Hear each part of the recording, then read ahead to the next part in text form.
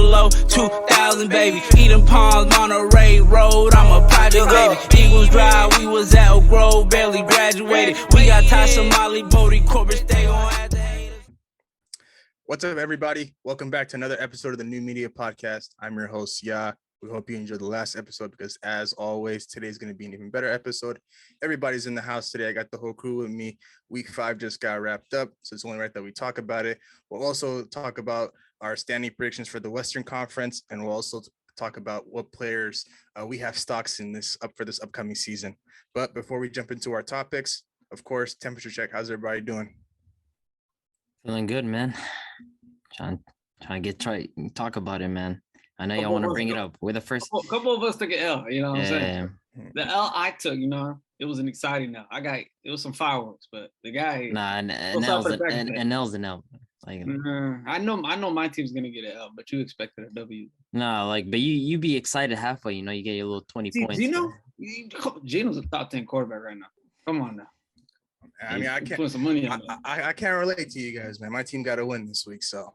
But let's go ahead and get right into it. Talk about the very first game. I can't wait to talk about that game. We'll go ahead and talk about the very first game that kicked off Week 5. The Colts and the Broncos. The Colts win this one 12-9 in overtime. Russell Wilson at the end of the game couldn't find Courtland Sutton. I don't know, man. What's going on with this team? Was it KJ Hamler? It was KJ Hamler that was open. KJ Hamler was open, but he targeted Sutton on the end. He was looking at Sutton the whole time on that play. Yeah, but the worst, this game put me to sleep. I legit could not watch this game. Just a complete eyesore. Just this Broncos offense, no signs whatsoever that they're going to get going. Nathaniel Hackett, just been an awful season for him. Russell Wilson just looked washed. I mean, Geno showing him, they don't miss him over there in Seattle. It's crazy. Hey, we do not at all. Pete Carroll knew something. I'm telling you, he knew something we didn't. But yeah, it's tough for this Broncos offense right now. They just don't look like there's no words that can describe this game. This game was awful, terrible. It's just a defensive game. Even calling it a defensive game, I just feel like it's inaccurate. It was, if anything, just bad offenses going at it. I don't even want to give credit to defenses because none of these guys look good. I mean, the Colts edged this out, but again, Russell Wilson had KJ Hamler wide open, just decided to go with Sutton, and that just explains this season. The guy's not look good whatsoever. It just doesn't look like he's going to be that Russell Wilson again, and it's looking like Ya's Broncos take is just getting real and real every day, so it's tough.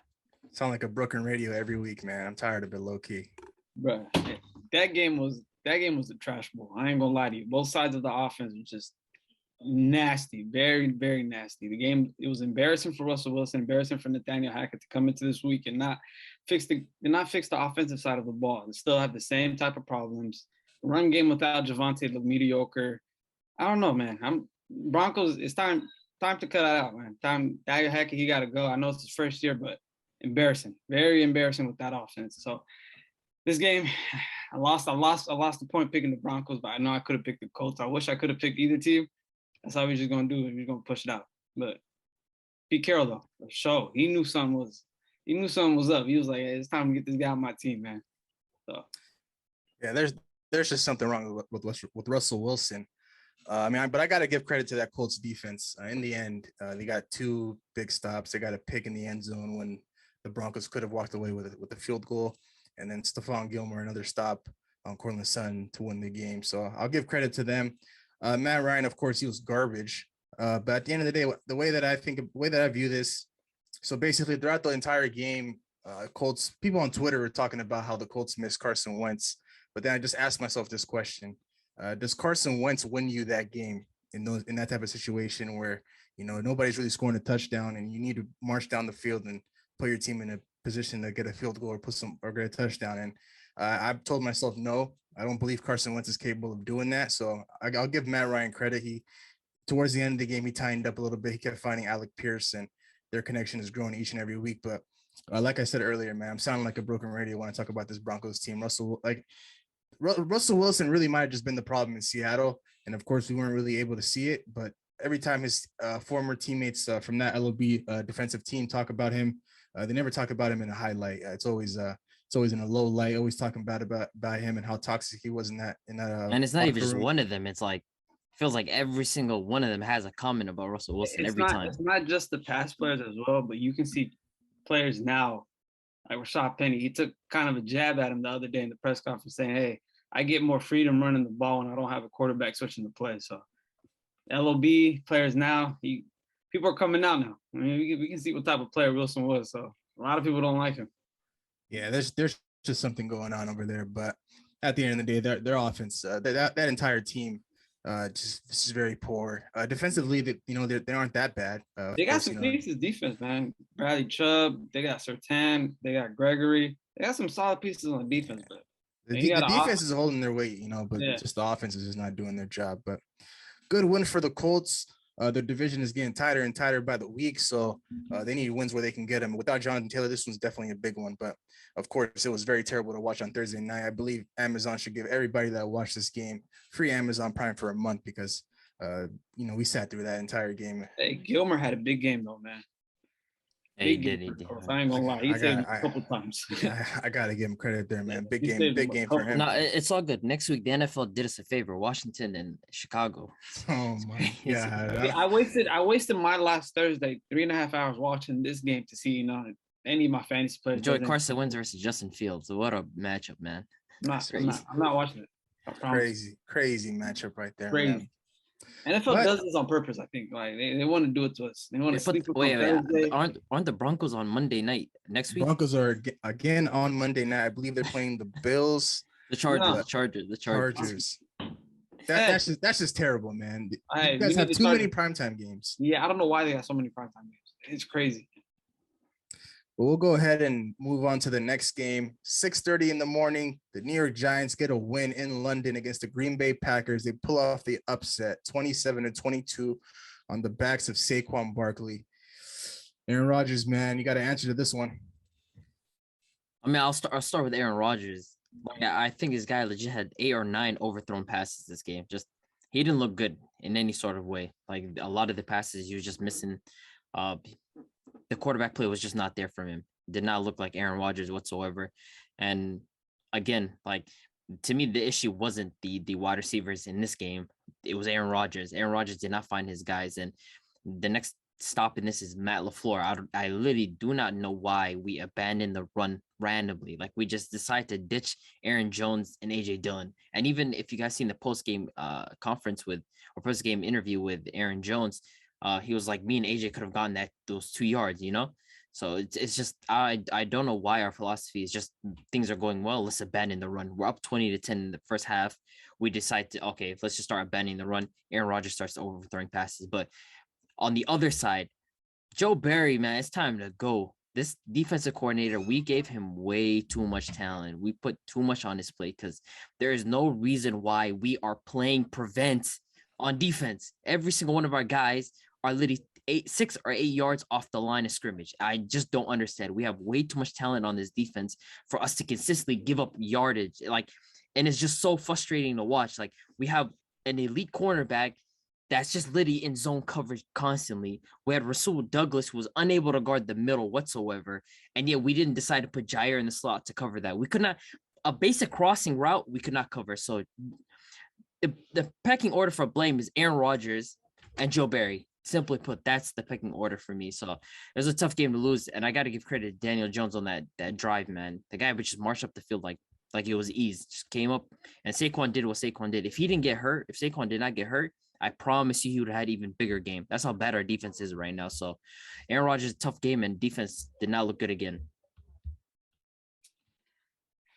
Tough loss for the Packers, man. You're going up against a guy that's on an injured ankle and missing three of his top 4 receivers on his team right now. It's like he's missing his offensive pieces, and the only person to key into is Saquon. And I'll let Saquon have a good game until he got hurt. But came back in and scored a touchdown. Like I said last week and the week before, I feel like the Packers, whenever they get into the game, they don't know how to stop the run. I feel like they can do good in the pass game, but once they start giving them big plays on the run, teams start figuring them out. Now they start blitzing, and then it's play action, big play, deep ball, game over. It's embarrassing. I'm looking at Daniel Jones' stats: 21 for 27, 217 yards. That's nice. 10 carries, 47 yards rushing. no turnovers, man. The Giants are 4-1. I feel like Daniel Jones, he's playing having a wonderful season under this new coaching staff. O-line still kind of looks bad, but they're marching on, man. They 4-1. They got a big win against the Packers. But on the offensive side of the ball, LaFleur does this a lot, even last year and the year before. It's the play calling towards the late games when it's in clutch situations. He makes big mistakes on that. It's when to run the ball, when to pass the ball, when to kick the ball. Like we seen Sunday. You got to run the ball. You got A.J. Dillon. You got Aaron Jones. Second half, they did not go to the run. I feel like you guys had only three offensive drives second half. We barely had the ball. We barely had the ball second half. So I'm figuring like first half was a lot of run game. Aaron Jones was getting hits. He was, I think, 7-8 yards to carry the first half. A.J. Dillon was kind of doing all right. He didn't do too well in the game, but going away from the run's a big thing for you guys and focusing on that pass, man. Aaron Rodgers did not have a good game. So big loss for the Packers. They got a lot to go. LaFleur, defensive coach, Aaron Rodgers, they all got to look at themselves in the mirror and figure out what's going wrong on this team. Because back-to-back weeks, even against the Patriots, now against the Giants, I feel like those are marginal wins that you guys have to have with that type of talent on your roster, but it hasn't looked well. I'll be completely honest with you guys and our audience. I did not wake up for this 6:30 game, but the very first thing I did when I woke up was I looked at the score in the stats, and when I saw the Giants won, I had to find out, what went wrong for Green Bay. And looking at it from top to bottom, Aaron Rodgers, I mean, he had 222 passing yards and 2 touchdowns. So I looked past that. There was no rushing threat. Aaron Jones didn't have a good game. A.J. Dillon didn't have a good game. Then I looked past that again, went to the receiving core. Randall Cobb had himself a nice day. Alan Lazard, decent. Romeo Doubs, a no-show. But then I started watching the highlights, and of course, Saquon Barkley just running all over you guys, making plays. But last week, you guys called me a little bit crazy when I said the Packers were right there with the Giants for being one of the worst 3-1 teams in the league. But I mean, once again, I'm sitting here proven right. The Packers are just not a good football team. Last week, people were talking about Romeo Doubs and him being that wide receiver 1 for the Packers moving forward. Come on, man. Where you at? 3 catches, 29 yards. His quarterback didn't show up. That's what happened. That just can't happen from Aaron Rodgers. And this defense, each and every week, they're not looking like top 5, like you said in the beginning of the year, Abdi. It's getting worse and worse by the week, in my opinion. But I think this is what we should expect from the Packers moving forward. Very sluggish performances. Where in games where they're supposed to win by quite a lot, but they're just edging out each and every week. They're supposed to win this game. Vegas had a -10, and they lose this game by 5.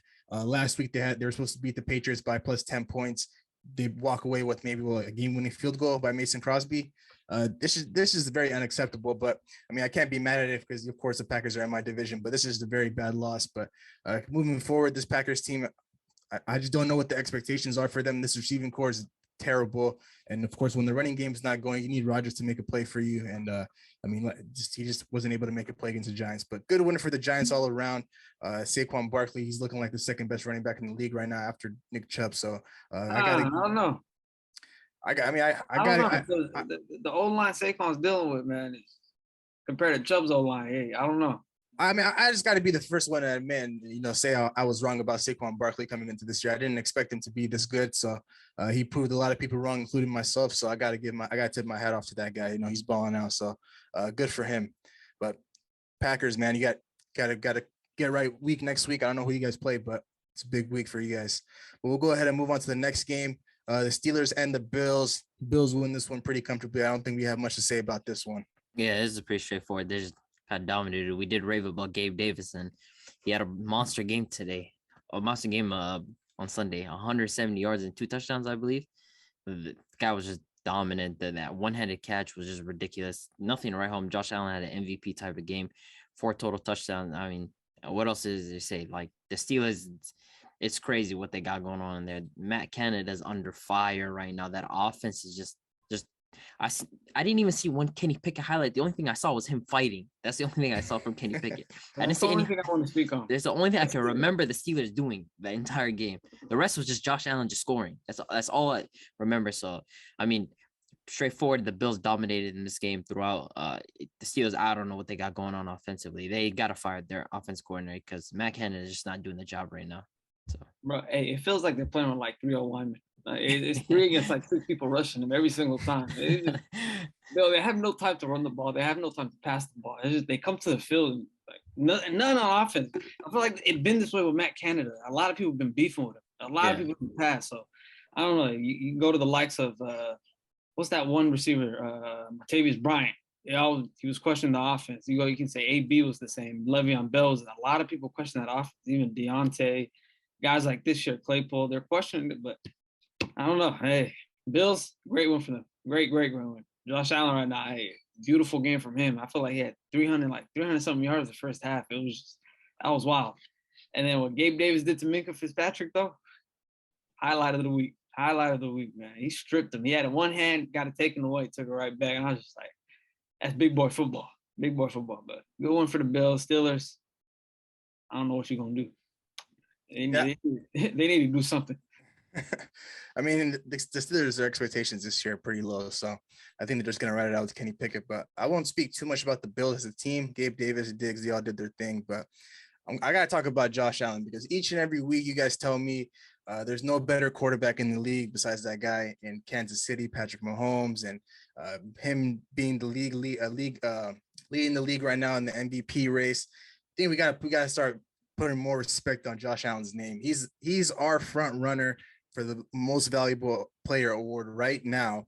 I mean, I don't know about our though. Okay, we're gonna have to agree right now. I think he's number one. He's number one every week. Each and every week, you guys. Okay, in the beginning of the year, it was Lamar, right? I respect and then now it's Patrick Mahomes. Right now. I mean, Lamar had a reason to be number one though. Let's be fair. Patrick Mahomes doesn't have not Patrick Mahomes. Josh Allen doesn't have. Josh Allen has a case. He has a case, but he has the strongest case. I don't know about strongest though. I'm gonna give him one this week, right? But next week, right? When he sees that boy Mahomes. I mean, they've hit. That's perfect. We can talk about that. Yeah, that's the game that they'll decide. Like I said, what's crazy is I don't even think that's a primetime game. It's not. It's 1:00 game. You see what I'm saying? They'll put the Broncos and Chargers on primetime. Hey, Carson Wentz and Justin Fields on primetime, man. Come on, these guys are killing us. That's the problem, to be honest. Josh Allen, he's the front runner for the MVP award right now. But the reason why people are pushing guys like Patrick Mahomes and guys like Lamar Jackson is simply because he's not on primetime a lot. Like he can put up these same exact numbers on Thursday night, Sunday night, or Monday night. Like it's just that he's not slated for those games. Like we don't really necessarily hear about it a lot. Like right now, Mahomes, he just had a hell of a game on Monday night, and Lamar Jackson Sunday night, and then of course weeks before that. But the last time Josh Allen was on primetime, correct me if I'm wrong, was Thursday night to kick off the NFL season against the Rams on the road, where he completely just dominated them. Mahomes' first primetime game too, then? No, he was on primetime last week against the Buccaneers. Against the Buccaneers, yeah. Tom Brady. It's just we're just not seeing a lot of Josh Allen, which is making people forget, like, okay, he's there. So I'm gonna have to just say he's the best quarterback in the National Football League right now. He's our front runner for the MVP award. But next week is a big test for him. Of course, he's going up against the guy who's right behind him, who just had a hell of a performance against the Raiders on Monday night. So good win for the Bills. The Steelers they just got to figure it out. But we'll go ahead and move on to the next game, the Bears and the Minnesota Vikings. My Minnesota Vikings pulled this one out 29-22. We get a Dalvin Cook, a great game from him. We get a good game from Dalvin Cook. Justin Jefferson, a hell of a performance. Kirk Cousins, all around good win for my team. Yo, clap it up. Justin Fields broke 200 yards passing. That's crazy. 208 this week. But I can't lie. They gave you a little tiny bit of a scare. It's kind of random. They had the little cute comeback, but that dancer just ripped from him was crazy to me. But Justin Jefferson every single week, man, cover up those 2 weeks. Is kind of absent. Guy's been playing like the best wide receiver in the NFL, man. And I know Devontae had a great game today, but Justin Jefferson wants to make that case for the best wide receiver in the NFL, and he showed it. And Kirk Cousins, when he's not on prime time, that's a special quarterback. Man, that's a different grade right there. Kirk Cousins is not on prime time. The Vikings make the Super Bowl, they got to make it at 1:00, man.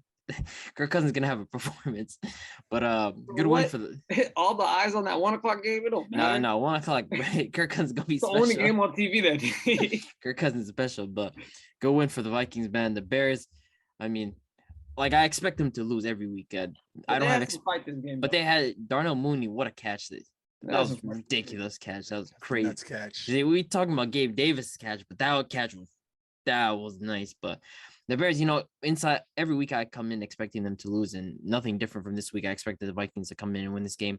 They got production from their wide receiver and running back, and when you get that, like, it's hard to lose. So good win for them. Very excited to see the Vikings finally involve my guy Dalvin Cook, man. He got his touches. He got his touchdowns. I feel like he could have had another touchdown, but they put in I forgot what play it was. He could have had a third touchdown. Huh?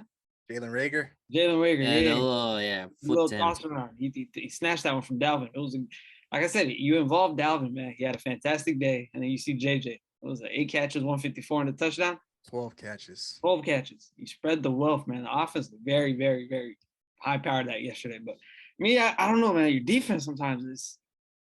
I feel like you guys, it's not there. You guys give up a lot of big plays. You guys kind of let teams back into the game, and then it comes close. But I don't know the cornerback name. I don't want to. Cameron Dantzler.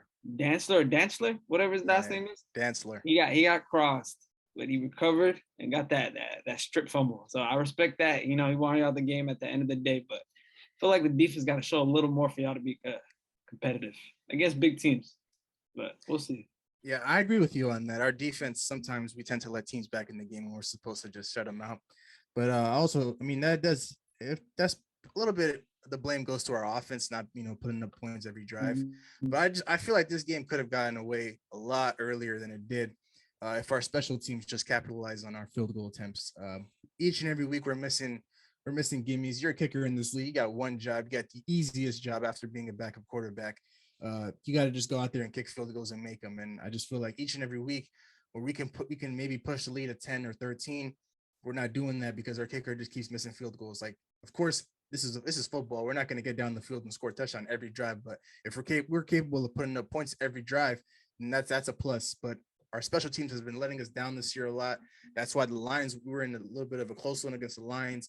Once again against the Saints the week before that, and this week against the Bears. But our defense, I feel like this year is different compared to last year, just simply on the fact that we're actually making big stops and making big plays when we need to. So I'll give them that, but the consistency there has to be a little bit better. But offensively, man, we just came out gunning. Travis Kelce wasn't lying when he said, teams come out with 15 plays. They already know what the first 15 plays they want to run. That's exactly what we did. I mean, Kirk Cousins starting the game off 17 for 17. That was just incredible, man. This guy, when he's not on prime time and he's playing at 10 o'clock or 1 o'clock, he's one of the best quarterbacks in the league, man. Honestly, bro, I know I might be biased when I say that, but I mean, each and every week he just, like, when we need him to make a play or extend a drive, he's there, making plays. On that last drive where he scored the 1-yard touchdown, I think it was like 3rd and 4. Nobody was open. He just scrambled, looking like Lamar Jackson, and got us a first down. He knew where the sticks were at. But Justin Jefferson, I can rave about him all I can, but of course, like I said, he's one of the best receivers in this league. 12 catches, 154 yards, no touchdown, but hell of a game from him. But like I predicted last week, I told you guys Dalvin Cook was going to have over 120 scrimmage yards and a touchdown. Could have probably finished off with 4 touchdowns if Jalen Reagor doesn't steal one and Kirk Cousins doesn't steal one at the end of the game. But hell of a game from him. Basically all around, our offense was great. So good win for us.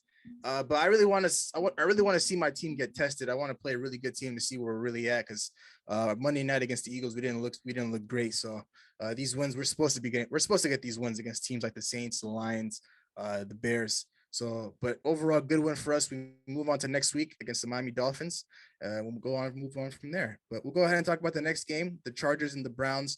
The Chargers win this one in a very close one, 30-28. The Browns kicker, Cade York, missed a game-winning field goal. This Chargers coaching, man, it's very questionable. This was really a battle of the running backs. Like, Nick Chubb had a monster game. I think 130 plus yards and 2 touchdowns, and Austin Eckler 170 yards and a touchdown. So this was the battle of the running backs. And Austin Eckler, I made it a point that the last 2 weeks that he had to get involved in. That's exactly what they've been doing. And it's crazy. The Browns are up 14-0, and then the Chargers starting to come back. And it just feels like dating back to last year, there's been a lot of questions around the Chargers coaching, like their decisions. And to have your wide receiver Keenan Allen basically subtweet about your coaching is kind of crazy. So it just points a lot more to, I don't know what the Chargers are doing in terms of their coaching staff, but it's a good win for them. It's tough. I don't even want to really call it a good win, because they were expected to win this game, and like it was a scare for them. I mean, for the Browns to go up 14-0, and then they start letting them come right back into the game, and then all comes down to a kicker missing. It's a bit scary, but again, in this division, a win is a win. You have to walk away with a win, especially after what we saw tonight from the Chiefs and the Raiders. So, I mean, I get it. It's a good win, but at the same time, you just can't let teams go up 14-0 against you because other teams will punish you for it. So that it is what it is. Yeah, just imagine if Deshaun Watson was with that 14-0 lead instead of Brissett, you know? It would have been a closed, done deal, end of the night type deal, you know? It would have been over. But this Chargers coach, man, this guy, Gamble, he's a big analytics guy, and it's not paying off for him. They could have costed him a big game in a tough division that he's in right now, and they're not getting wins. They're escaping by right now. It's not big wins. They're not beating teams very bad. Their defense is giving up a lot of points. So for him to make that play call and give the Browns another chance to win the game like that, very, very insane. There's a lot of players on the sideline that looked like they were like, yo, what is this guy doing? Even like, Myles Garrett was like, yo, that's disrespectful. Like, to go for it on fourth down. It's like, fourth down on, why not just kick it? They got no timeouts, and they're going for it on fourth down. It's like, come on. It's 49 seconds left on the clock. You're going to punt it to the 10-yard line. Game's going to be over in 40 seconds. But nah, you want to, hey, I'm a gamble, up 2 points. They almost got it. They almost made the field goal. Could have costed him his seat on the team. But like I just said, Keenan Allen, you know, he tweeted like, what the hell are we doing? Like, what's the point? So for me, the Chargers, like the last 2 weeks, they did involve Austin Eckler, but they still haven't looked good defensively with all these additions that they got. So I don't know. We'll see these next couple of weeks. See if once they get Keenan back, see if they, you know, shape up. But good day for Eckler, 171 on the ground. Another good day for Mike Will, 125 for him. They got their star player showing up. Yeah, I won't call this a good one for the Chargers, sitting at 3-2 in a very tough division. They're not looking like the team we expected them to look like coming into this year. Brandon Staley, he's supposed to be a defensive coach, but it's just not looking like it. Each and every week, they're letting teams put up a lot of points on them. So, I mean, the Browns, they did all they could. They're sitting at 2-3 right now, not bad, but a couple of games, they're letting games like this slip away from them. This one, the Jets, just games I can think about on the top of my head. But Nick Chubb, man, hell of a game for him. He's right above Saquon for me right now. Is the best running back in this league. But overall, involving Austin Eckler, each and every week it'll get you somewhere. I feel like they try to go away from the run game in the beginning of the year, but these last couple of weeks, Austin Eckler has been involved a lot more, and it's paid off. So they just got to keep doing that moving forward. But I won't write this one as a good win for them, but a win is a win in their division. So we'll go ahead and move on to the next game. The Detroit Lions and the New England Patriots. The Patriots, Bill Belichick shuts out the Detroit Lions 29-0. Like, yo, we got to talk about Bill Belichick and these AI cornerbacks that he keeps generating. It's crazy. J.C. Jackson, Jonathan Jones, Jack Jones. Like, who are these guys? Hey, the guy, he finds in fifth round, right? He finds the most random cornerbacks, and they just become amazing. You know what he's going to do, right? Yeah. Once that rookie contract's up, he's going to look at it. Hell out my house. You see JC Jackson. On to the next one. Jackson, he got his money, but he was getting cooked yesterday. Yeah, he was getting cooked.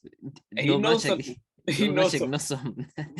But it's crazy. Jared Goff came back to earth in this game. I feel like, I mean, it was bound to happen that the Lions offense would stop putting up these crazy amount of points, but I didn't expect this. I had the Lions winning this game. I thought with the way Jared Goff was playing and the playmakers that they still had, that they were able to win this game. But I mean, they just got flat out dominated defensively. Like, he struggled straight to it. Bill Belichick, if there's one thing that he knows how to do, he knows how to shut down teams. So, I mean, it's a good win for the Patriots. There's somehow, like, even last week we beat them, but they were still manageable to win that game. And this week they won. So, I mean, Mac Jones, like, do they really need him like that? So I'm saying, like, Mac Jones' twin from a different universe, he's getting the job done. So it's good for them. Hey, Mac Jones, I'm pretty sure he's either second in interceptions in the league or he's tied for first. I know he has 5 interceptions. Nah, Matt Ryan for sure has to be one. No, Matt Ryan has 5. 1 and 2 right now are Matthew Stafford and Matt Ryan. Yeah. No, but they have 7 interceptions. Yeah. Mac Jones right behind him with 5. Yeah. And like I said, Netflix Mac Jones, man, he's putting in the job. But That run game though, man. And Damian Harris gets hurt. Ramondre Stevenson steps in. I think he had 161 yards on like 25 carries. He carried them big time. And like I said, Bill Belichick, number one offense coming into town, takes out St. Brown, takes out Jamal Williams, takes out Hawkinson. He was like, I'm gonna take your best pieces, Goff. See what you can do. Guy played horrible. They shut him out. 0 points on board. He came back down to earth. Yeah, he came back down to earth after averaging 35 for 4 games in a row. It's crazy how they, 0 points on board. And I put a lot of blame on Dan Campbell too, man. It's just gotta fight. These guys they don't got their star quarterback or top quarterback, Mac Jones. It's like, come on, put some points on the board. You got St. Brown, man. He had like 2-3 catches. He wasn't involved in the game much. So, yeah, great win for the Patriots. Lions got to get back to the board. Hopefully, DeAndre Swift. They got a bye week coming up this week, if I'm pretty sure. So, yeah, bye week. Swift gets healthy. St. Brown gets healthy. And come back and see that excited offense. But the defense, though, they got to go back to the board and think about something, man, because they got abused on that run. Yeah, Aiden Hutchinson does not look good. Yeah, not at all. Nah, he's not look good whatsoever. I thought I was tripping. A couple of clips, man. He's not explosive off ball. He He looked like a 5th rounder. All he does is just power rush. Yeah, You can't bully these guys. So it's like, what are you doing? There's no finesse to this game or anything. he's not look good, man. Yeah, I think he had 3 sacks against the Washington Commanders, but then somebody really pulled up the tape, and it turned out to be one of the weakest 3 sacks game at the end. Gazy 3 sacks. End. Yeah, so it wasn't really like an impressive 3-sack game. But I got to give credit to Bill Belichick. He took away all their weapons. Of course, Amon-Ra coming back, T.J. Hawkinson, Jamal Williams, those guys weren't really involved in the game. But I got to give a shout out to Bailey Zappi and Jacoby Myers, man. Those two had a connection on Sunday like no other. Jacoby Myers finished with 7 catches, 111 yards and a touchdown. And, Bailey Zappi, 188 yards, a touchdown and a pick. You can't ask more from a guy like that. So overall, good win for Bill Belichick and the Patriots. Will they get more wins going forward? I'm not too entirely sure, but this is a good win for them. We'll go ahead and move on to the next game. Very, very interesting game involving Big H's team. But the Saints and the Seattle Seahawks, the Saints win this one 39-32. Yeah, what makes me laugh is when Taysom Hill gets in the game and teams still he's gonna do it, and yet he still does it. Man, we let that guy rush for 3 touchdowns, right? It's 4. I'm pretty correct. 4. I'm pretty sure he had like 4 touchdowns. I think he rushed for 3. He rushed for 3 touchdowns. I'm heating, man. It's week in, week out, where we get abused on the run. This guy comes in, you know what he's gonna do, and he still does it. That just makes me laugh. But the Seahawks and the Lions, those are the 2 teams you have to watch now. It's crazy. Those are 2 teams you have to tune in for. Geno Smith, those are not those throws by Geno Smith. Those are not normal throws. Those are Patrick Mahomes throws. What am I watching? The Tyler Lockett touchdown with 3 defenders around. The way he placed the ball on that the sidearm throw to DK was not normal. That's literally a Patrick Mahomes throw.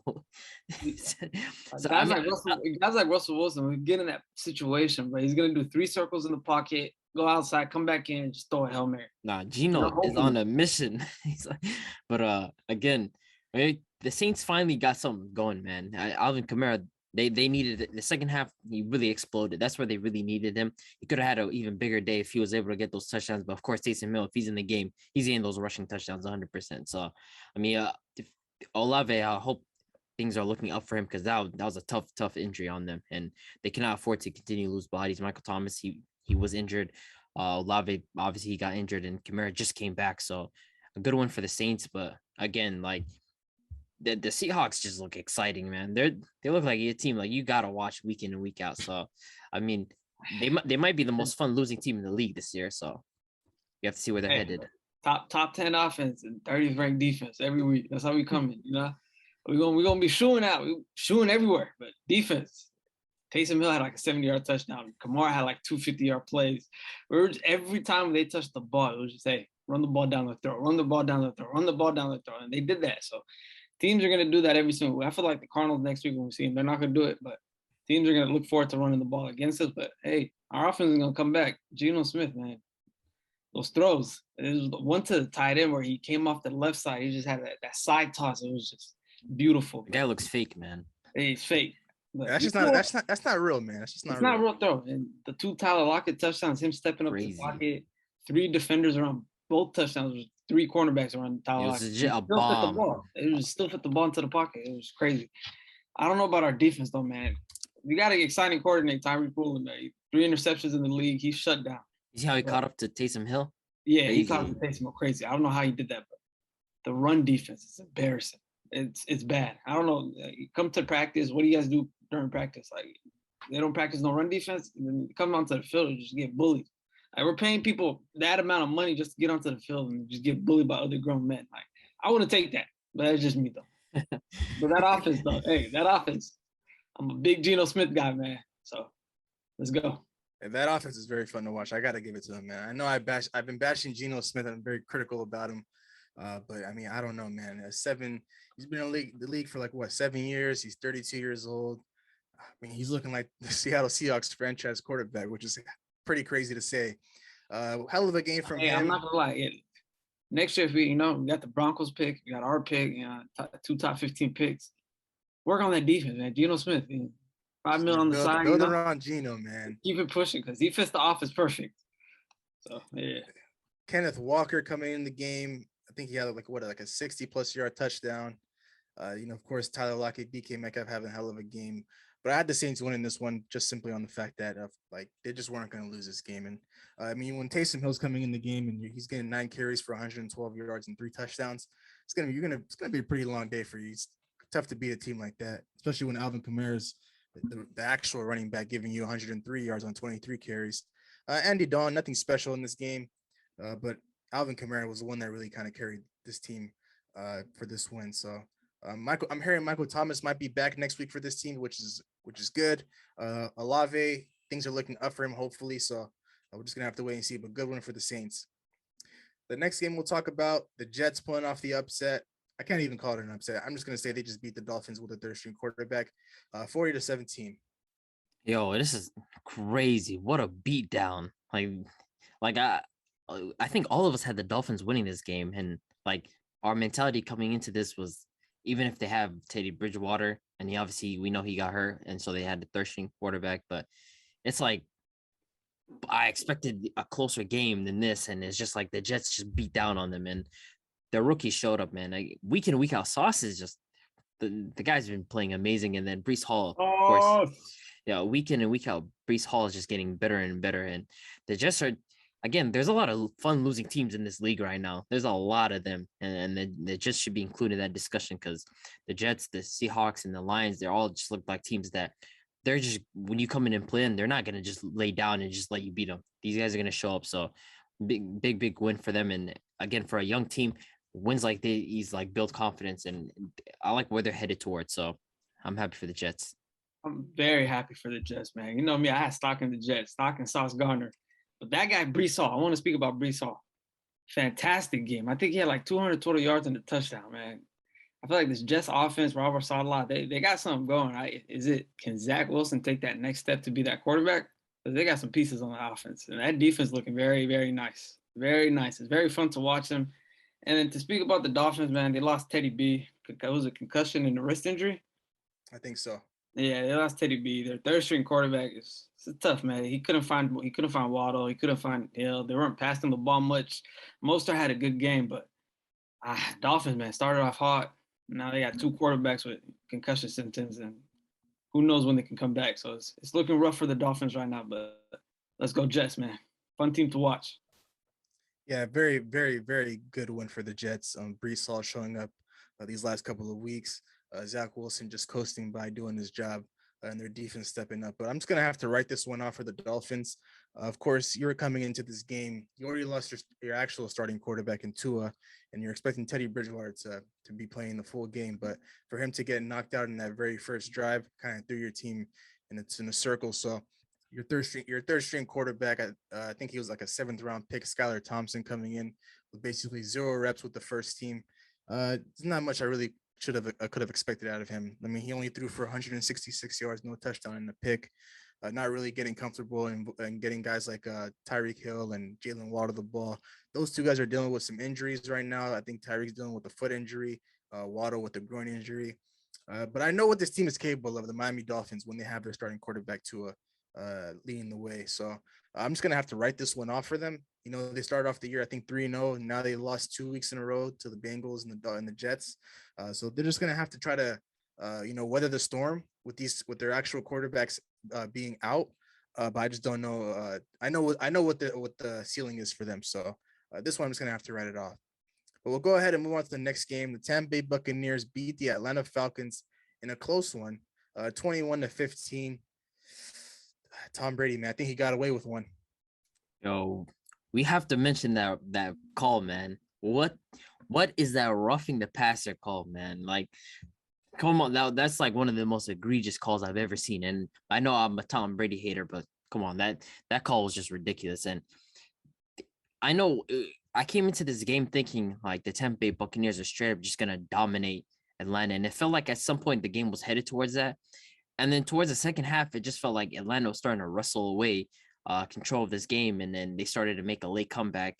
And again, the Tampa Bay Buccaneers, like, this was a game that they were supposed to thoroughly dominate up and down. And towards the end of the game, like, if that call is not made, is the outcome different? So, I mean, the Buccaneers will take what they can get, but at the same time, like, you can't have a situation where you're playing against a team like Atlanta and you go down to a close game like this and you're bailed out by a referee call. So, I mean, there's nothing more left to say. I expect the Tampa Bay Buccaneers to be better going forward, but still, this can't happen. Nah, I expected the same, man. Second half, they just really looked slow on offense. I felt like Chris Godwin didn't get any targets. Mike Evans didn't get targets. It was just drop back, 2-yard pass to Fournette, let him do the work. It was that was a whole case second half. And the defense gave up a couple touchdowns, and then we got the roughing the passer call. That was just a horrible call. That was just a horrible call. They gave the Buccaneers that W. They didn't give Atlanta a chance with that call. And it just shows you, I feel like this is coming off the basis of Tua's concussion against the Bengals. They're a lot of calls have been kind of shaky lately, like this one and then the past one in the Raiders game with Chris Jones. Come on, refs. You got to make better calls like that, man. Come on, step it up. I felt like you guys took a chance away from Atlanta. They back-to-back tries. They scored. Second time they converted the 2-point conversion. They had the stop, and they get hit with a penalty. So Tampa Bay, man, next week they got to come back. I don't know what's up with that offense, but Tom Brady's not looking the same. Receivers not getting no separation. I don't know. I predicted a 4-touchdown game. I don't even think he threw a touchdown.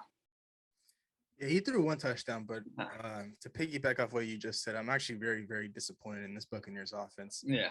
This week, I expected Tom Brady to explode and have 5 passing touchdowns, but for him to walk away with 1, that's just very disappointing. You got all your playmakers back. You can't ask for anything more. Mike Evans is there. Chris Godwin's there. The game script was going to be better for Uncle Lenny. Uncle Lenny did have a good game. 10 catches, 83 yards and a touchdown. 14 carries, 56 rushing yards and a touchdown. So he had a great game, but your 2 actual playmakers on the receiving core, Mike Evans and Chris Godwin, they just had, just okay games. Godwin had a good game going for him in the first half, second half, pretty non-existent.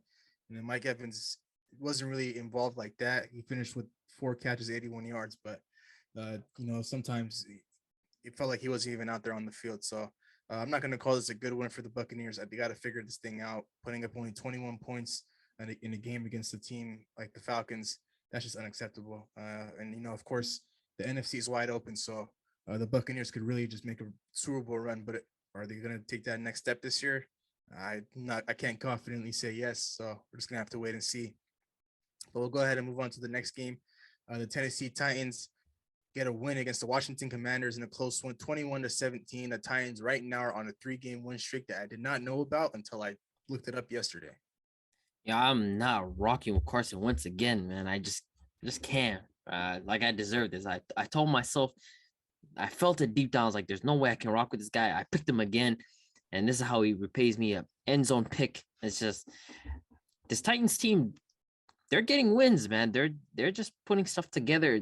Like, they're like, you know what? We have Derrick Henry. We're not going to make Ryan Tannehill do too much. Let's just keep feeding Derrick Henry. And what's been, I think, most surprisingly about this little run that they've been on is Derrick Henry's pass catching. I feel like catching the ball has been really good. He's been able to get out in space and make plays. And, of course, their defense has been solid. But Carson Wentz, like, it's hilarious. He had the same QBR as Matt Ryan this week. I mean, the guy has now looked good himself. So to make his to piggyback off Yas point originally when he was talking about the Colts, some people believing that the Colts miss Carson Wentz. They absolutely do not. I mean, they had Carson Wentz last year in a situation where he could have made the playoffs and he didn't. So what would have changed now? I mean, there's no situation that would have been any different for the Colts this year. So again, the Washington, it's like they have all the playmakers all around him, and it's just Carson Wentz is not going to deliver you where you want to go. And this NFC East is just everybody's been great except for one team.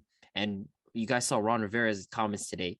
It's because of a quarterback. So, I mean, for your coach to come out and say that, it's crazy to me. But again, Carson Wentz, just not a great quarterback, man.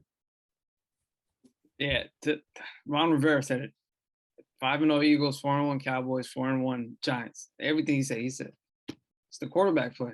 Even with the Robert Rush, you got what's his face, Daniel Jones.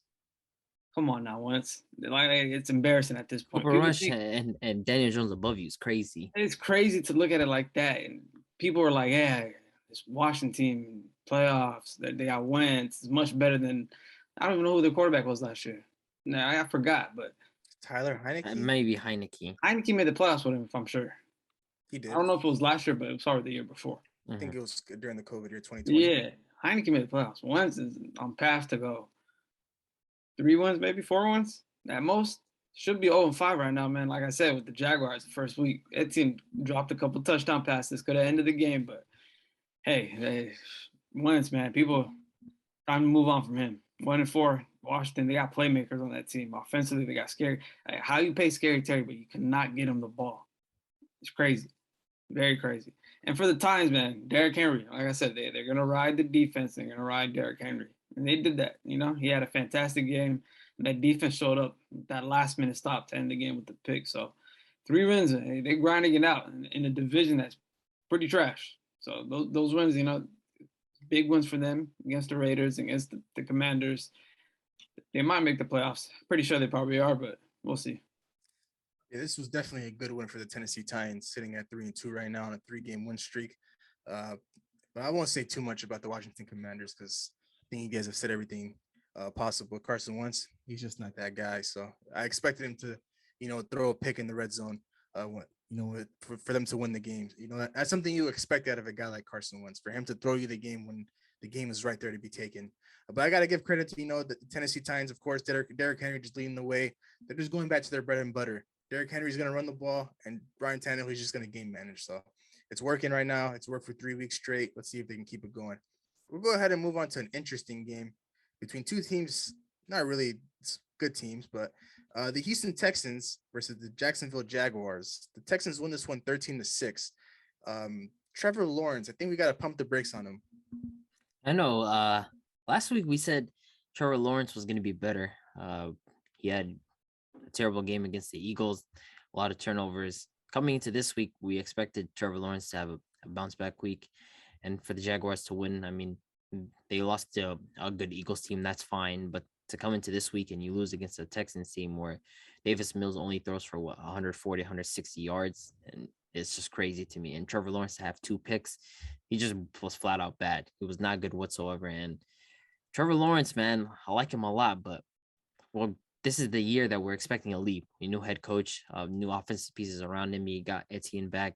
He has James Robinson. Like, this is the year that we expected a leap from him. And it just feels like at times there's a lot of inconsistent play and a lot of turnovers. So, I mean, I had higher hopes for this Jaguars team, and I expect better from them moving forward. But Trevor Lawrence, he's just got to be better. Like, everything starts from your quarterback.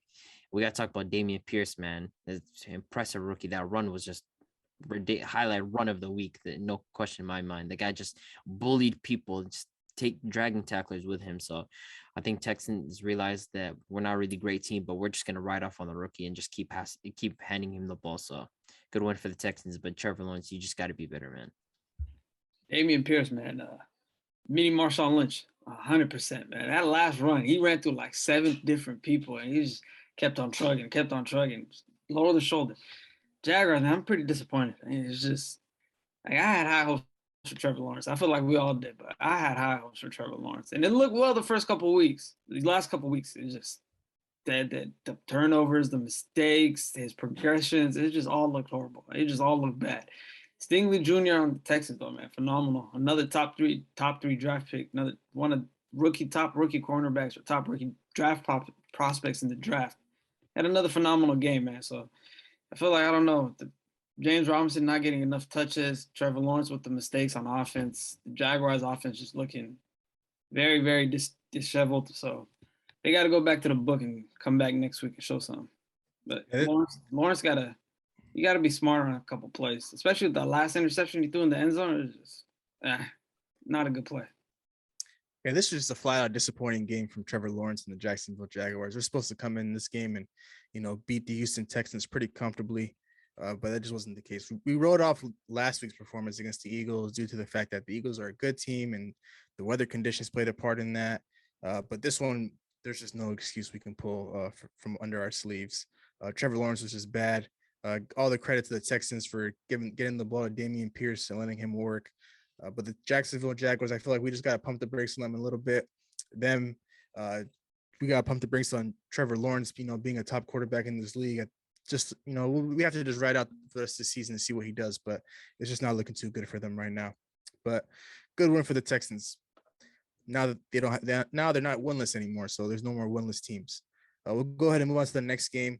The San Francisco 49ers beat down the Carolina Panthers 37-15. I think Baker Mayfield might be done in Carolina. Yeah.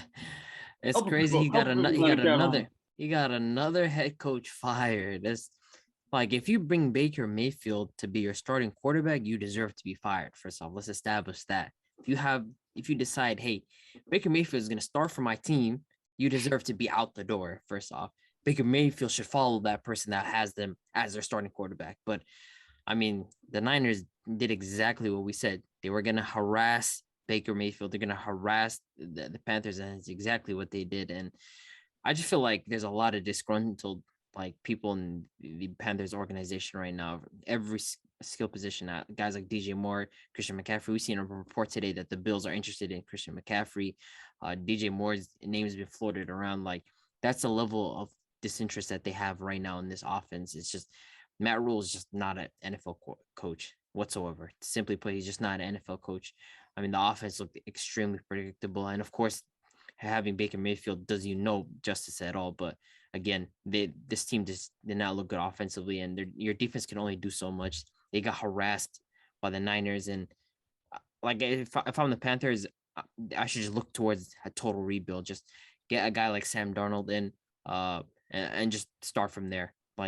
Get a quarterback in the draft next year, and that's how you're gonna rebuild this team, because they just can't do it with Baker Mayfield, and the guy's just garbage. So there's that. That guy's just garbage. But to talk about Matt Rule, though, I'm pretty sure his record the last 3 years on the Panthers has just been outright just horrible, just nasty. He hasn't got that much wins. And you mentioned rebuild. I feel like the team has been rebuilding these last 3 years. They had top picks these last couple of years in the draft. They took Brian Burns. They drafted an old lineman. I feel like they had other couple players that they drafted early in the rounds. Just Matt Rule finally out the door. I feel like now you put a respectable coach in. Baker Mayfield reports he's done for a couple of weeks. I don't think they're going to start him for the rest of the season. So he's out the door. I mean, yeah, just tank season. Hopefully get a star quarterback next year, get a couple other players, and just try to rebuild. Maybe it's time, sell CMC and be like, hey, time to get out of here. Get what's worth it if he doesn't get hurt in the future. But for the Niners, though, man, they pretty sure they lost E.J. Mosley, the cornerback. Yeah, Mosley. Yeah, Mosley. Yeah, they lost Mosley. He was a big piece of that defense, man. He got a pick six against Baker and the Panthers, but him tearing his ACL is pretty bad. He was a big part of that defensive side. So for him to lose him, to see Bosa get hurt, nicked up, to still not have Armstead back, that defense is phenomenally well, but at this point, you don't want to lose any more players. So great win for the Niners. They did what they had to do. Jeff Wilson had a phenomenal game. Debo had a good game. They grinded out the W without Trent Williams again, so it's good to see that. Yeah, I think you guys said everything about the Carolina Panthers. I did say last week that this is going to be the last game for Baker Mayfield, the starting quarterback for the Carolina Panthers, and it's looking like it. Even if he didn't get hurt, I think they're going to move forward with Sam Darnold the next week. Overall, very good game from the Niners. Jimmy G, another good game. 253 yards, 2 touchdowns. going back to what their bread and butter is, their run game. Jeff Wilson getting involved. This is just overall a good win for the Niners offensively, but defensively losing pieces like Bosa and Mosley. We're hurt for right now, but hopefully they can get those guys back because the Niners have one of the best. They're the best defense in the league right now, in my opinion. So, and that's what they, outside of their run game, that's what they rely heavily on. Of course, because Jimmy G's their quarterback, so they're going to need everybody back as soon as possible for them to make a run in the NFC, which is, like I said, wide open. But we'll go ahead and move on to the afternoon games now. The Dallas Cowboys with Cooper Robert Rush pull off the upset in Los Angeles against the Rams, 22-10. Good God, this Rams team looks terrible, but the Cowboys defense just, again, they just bullied them. And I don't know.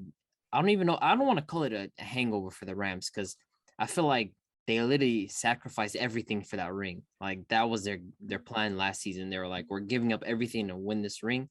And I mean, I can't call it a hangover. Like they've just fallen off a cliff. There's no hangover. They just don't look like the same team they did last season. And to me, it's just a combination of age. The offensive line does not look good. And Stafford has not been playing up to his level.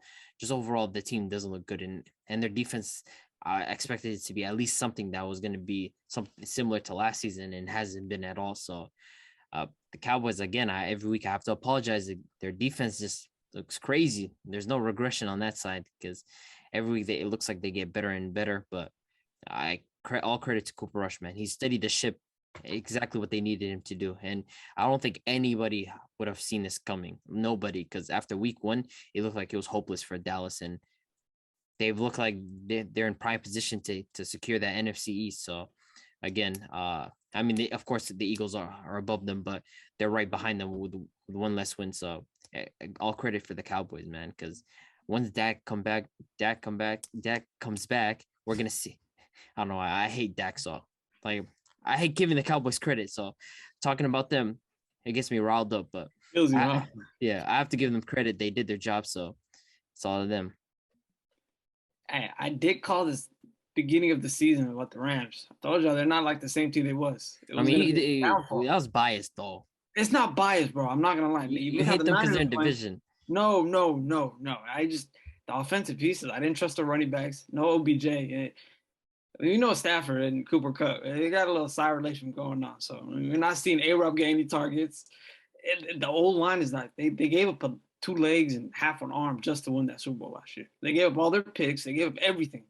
And it's like they got no O-line. They lost probably their best O-lineman last year. I forgot his name. Andrew Whitworth. Andrew Whitworth, yeah. He retired. And at that age, he was their best O-lineman. So the Rams had a long season for them. I feel like they got a tough schedule coming up the rest of the season, man. So and they picked up Bobby Wagner. Bobby Wagner do not fit that defense at all. That defense still look like it's in shambles. You got probably Aaron Donald, and then you got Jalen Ramsey. Those are the only 2 players. So, but the Cowboys, Trayvon Diggs, other than that 75-yard touchdown he gave up, clamps. Michael Parsons playing on one leg. I mean, was he really clamps? So he gave up that huge catch, and then the Cooper Kupp touchdown. I mean, the Cooper Kupp touchdown was a huge catch, right?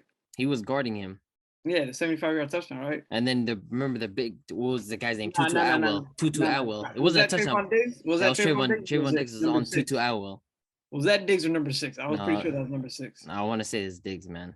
If it was Diggs, then he was ass. My bad. Michael Parsons clamped up on that defense, bro. He was on one leg. Every third down he came on, he made a stop. He had a sack. Like towards the end of the game, he did not play the first or second down. But when it was third down, big players show up, and he showed up for the Dallas Cowboys. So Cowboys 4-1, and I did not expect it without Dak. Like, not expect this offense to look this fluent without Dak. Although Cooper Rush, he threw for 100-some yards. 102 yards on 10 for 16, 102 yards. 102 yards, very game managed. But Tony Pollard had a big game. Zeke had an okay game, but they really relied on that defense to win the game. That defense pulled through. But Stafford and the boys, man. Sean McVay, you killed your team, man. Next 6-7 years, good luck. That's all I gotta say. Yeah, it was Trayvon Diggs. Trayvon Diggs? Yeah. Oh, yeah. Okay. Trash. Bad game for him. Bad game for him for sure. Yeah, good. Very, very good win for the Dallas Cowboys overall, man. You know, sitting at 4-1 with your starting quarterback, you know, just relaxing and getting healthy each and every week. It's a good sign for them. But this Rams team, man, offensively only putting up 10 points. they're not looking like the Super Bowl team that we saw last year. And I feel like that has a lot to do with losing Kevin O'Connell in the offseason to us. I feel like Kevin O'Connell was probably more involved in the offense than people, really thought. This offense looks very terrible. No run game, and you only got two weapons being involved in Cooper Kupp and Tyler Higbee. When are you going to start spreading the wealth to your other guys? You signed Allen Robinson to that big contract. I feel like we sound like a broken radio each and every week talking about this guy because you pay him this much money, you lose OBJ and replace him with Allen Robinson, and you're just not giving him targets or giving him an opportunity to make plays. Like I feel like he finished with 3 catches for 12 yards. And I remember one catch, I think, was for maybe 5-6 yards in the very first drive for them. They said he wore white sleeves, so Matthew Stafford can see him. It's crazy. That's hilarious, man. Like Allen Robinson is not a garbage receiver. We know what he can do. And we thought this was the year he was going to put it all together, because he's getting a better quarterback. He's been stuck with guys like Mitch Trubisky and Blake Bortles. Now you were the guy like Matthew Stafford, who's known for throwing the ball and airing it out, and it's just not looking good for them. So the Rams, they have some question marks all around as a team. I'm not too sure if they'll make the playoffs at this point, but we're just going to have to wait and see. Good win for the Cowboys, though. But we'll go ahead and move on to the next game, the Eagles versus the Cardinals, in a very close one. Eagles edge this one out 20-17. The Cardinals kicker misses a field goal to tie the game, but good win for the Eagles, so I got to say that. This one was randomly closer than I expected. I did not see this coming. The Eagles will take it, and to me, the Cardinals, that Kyler Murray mistake, man, crazy. I know he must have seen that COD commercial, because the guy, these first halves of his are just ridiculous. It's getting too much now, man. The first half of how he plays is just you cannot sustain this level of football consistently playing terrible in the first half. So it's a good win for the Eagles, and Jalen Hurts, 2 rushing touchdowns, man. The guy, I think he has 10 total touchdowns on the season, I want to say. I mean, more rushing touchdowns than passing, but the Eagles don't care because their offensive line is amazing at creating holes for him, and he's basically a running back built at quarterback. So it's a good win for the Eagles, and I know they're probably thinking there should have been a larger lead than what they were expecting, but on the Cardinals side, they need D-Hop ASAP, man. These slow starts to this offense just cannot keep happening. And Marquise Brown, he's been playing great for them, but outside of that, the running game has not looked good at all. Kyler Murray's been erratic, so I mean, the Cardinals need D-Hop. They need to start somewhere. So plainly, Kyler Murray sold the game, and the kicker sold the game. Yeah, it was just those two. Like those two playing off multiple mistakes Murray made in the first half, and coming back with the kicker, he missed a couple kicks that could have won him the game. Like I'm putting respect on that defense, Cardinals, for holding the Eagles to 20 points. Jalen Hurts had, I think, 2 turnovers in that game. If I'm not correct, I think he had 1 or 2 turnovers.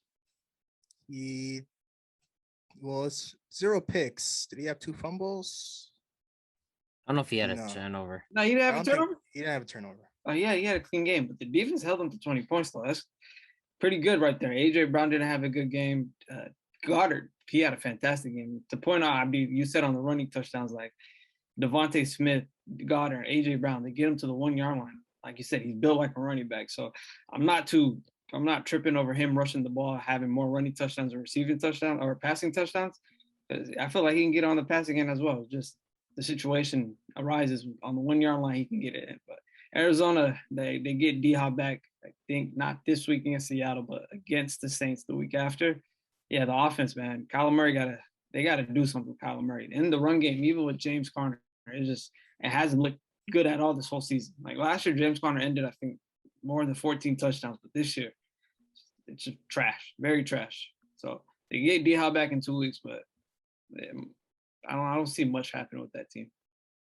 Yeah, I won't say too much about the Cardinals. We all know that their problems are a lot deeper than what we're seeing. Kyler Murray, he's just not making plays for them, and without D-Hop, it's going to be hard, as we mentioned.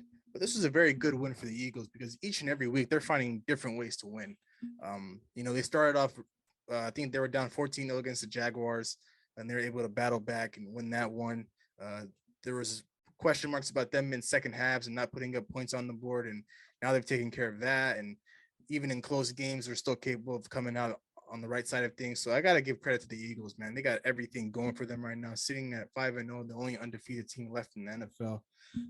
This team is they're the team to beat, like we said last week. And each and every week that they keep getting more wins, we're just gonna have to keep on saying that. But I believe they have a tough one next week, a pretty interesting one against the Cowboys. I think they're at home. Sunday night, I think they got the Cowboys. Who knows if Dak might be able to play in that game, but regardless, even with Cooper Rush, it's still going to be a good one. So good win for the Eagles. But we'll go ahead and move on now to our Sunday night game. The Baltimore Ravens beat the Cincinnati Bengals on a walk-off field goal from Justin Tucker. I mean, you can't write a better story for that guy, man. That guy's one of the best kickers. He's the best kicker in the NFL all time. This game was a bit underwhelming for the matchup that we were talking about, Lamar Jackson versus Joe Burrow. I just felt like the game wasn't as good as what we thought it was going to be. And Zach Taylor, man, it's that offense. There is no way you have that much talent. That offense looks like that predictable. Like the offense looks dry. Like, and Lamar, to me, he didn't have his greatest game. There's a couple throws that he missed. And again, I mean, I'll take it. It's another win in Lamar's book, but I just felt like the quarterback matchup this week was not particularly great between these two. Especially on like Lamar's side, I feel like there's a lot of throws that he could have made and he wasn't able to. But again, towards the end of the game, he got him in field goal range. The pass to Andrews and then the run that he had, and they just salted away the clock and let the best kicker ever to do it, Justin Tucker. And when that guy's in field goal range, you might as well just turn off the TV because he's as automatic as it gets. So go in for the Baltimore Ravens. And the Bengals, they just got to look at what's going on offensively. And it starts with Zach Taylor. Like Bengals fans were calling for him last year towards the end of the season. Even when they went on that streak, they just felt like he's not good enough to handle this talent, and it's showing this season. So Zach Taylor, it's a big issue with Zach Taylor. I feel like it's a lot of him holding back the offense, man. Mixon's averaging what, 1.5, 1.6 yards to carry. You're not getting Chase involved. Higgins is being injured week in and week out. Even with the weeks he's healthy, he's been cooking. So they do get T. Higgins involved, but this offense lethargic the last 5 weeks. The beginning of the season, they look very, very slow, and I feel like Zach Taylor. So Zach Taylor he's on the hot seat for them. And then on Lamar's side, man, there's a couple throws for me that I feel like he could have had a couple extra touchdowns. He missed one down to, I'm pretty sure it was Duvernay. And then on the sideline, I'm not too correct who it was on the right side. I remember he had Andrews for he had Andrews press, yeah. Too, so they won the game. He marched down the field, got him the kick, but these last couple of weeks he kind of slowed down compared to the first couple of weeks. So we got to see him get back on go. The passing got to be better. He got to get the passing better. So we'll see next week when they come back. But good one for the Ravens. They lead their division. It's a big lead right there for them. So good one. But Zach Taylor's on the hot seat for me, man, because the Bengals team, man, too many offensive pieces. Like Jamar Chase can't come out the game 50 yards. Last week, 58 yards. The week before, 46 yards. He's a talented guy, very talented guy. So we'll see what happens. Yeah, I mean, this is a very good win for the Baltimore Ravens, especially knowing how bad Lamar Jackson played, especially with all the throws he was missing. But I can't really say too much about Lamar Jackson. He did enough to get his team this win. But I want to talk about Joe Burrow and this offense in general, including Zach Taylor. I just feel like they're leaving a lot of food on the table, and like I just feel like they're not getting their guys involved. I know they didn't have T. Higgins against them, but like you have Joe Mixon and you're in the red zone and you pass 4 times, like there's no need for you to do that when you have a guy like Joe Mixon in your backfield. And I feel like that whole drive is why they lost the game. And Joe Burrow talked about it in his post-game presser. He said if teams are going to play this the way they did last night, we're not going to have a lot of big plays, deep bombs and all that stuff. Teams are just playing cover 2 because they know Jamar Chase and T. Higgins can beat them over the top. And when you're not establishing the run game, teams are just going to sit back in the cover 2. So you're not going to be able to make big plays. That's why Hayden Hurst and Samaje Perine were getting all these dump off passes. And, we're not seeing the offense, really accelerate to the level we're expecting them to. But I have to give credit to their defense. Their defense played a hell of a game against the Baltimore Ravens. It's just their offense could not keep up. And it costed them a win in a very tough division, especially against the team that's, you're going to be racing with at the end for that top spot. So the Bengals, they just got to look in the mirror and figure out, what they want to do on offense, and then just go out there on Sundays and do it. But if you're just going to rely heavily on Joe Burrow dropping back every play and hoping Jamar Chase and T. Higgins are, they get open and they're down the field, then it's just not winning football. You got to get your guy Joe Mixon involved in the game and let him do his thing and then work around that. So bad loss for the Bengals, good win for the Ravens. But we'll go ahead and move on to our Monday night thriller.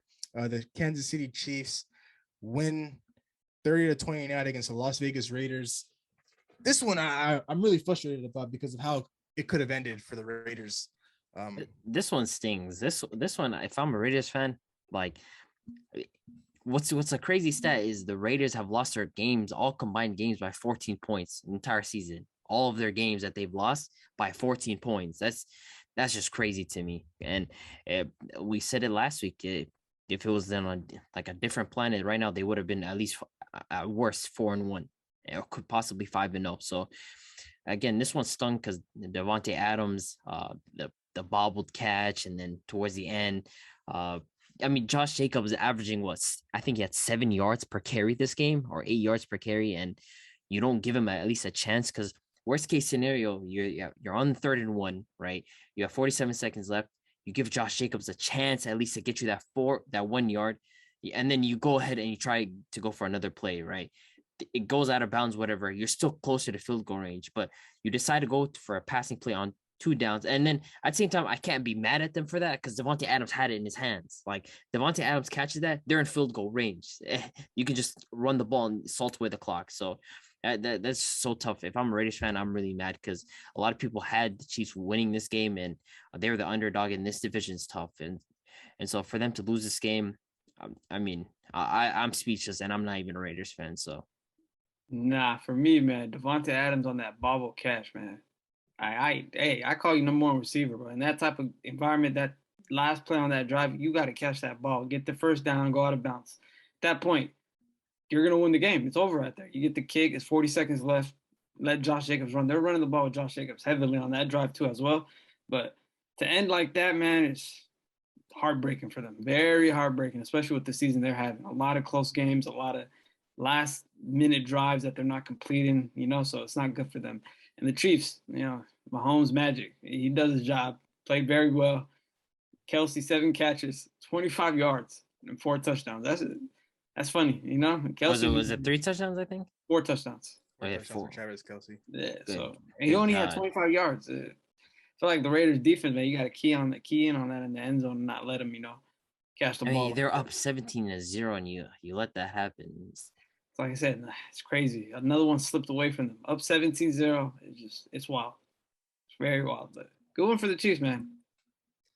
I'm sick and tired of coaches.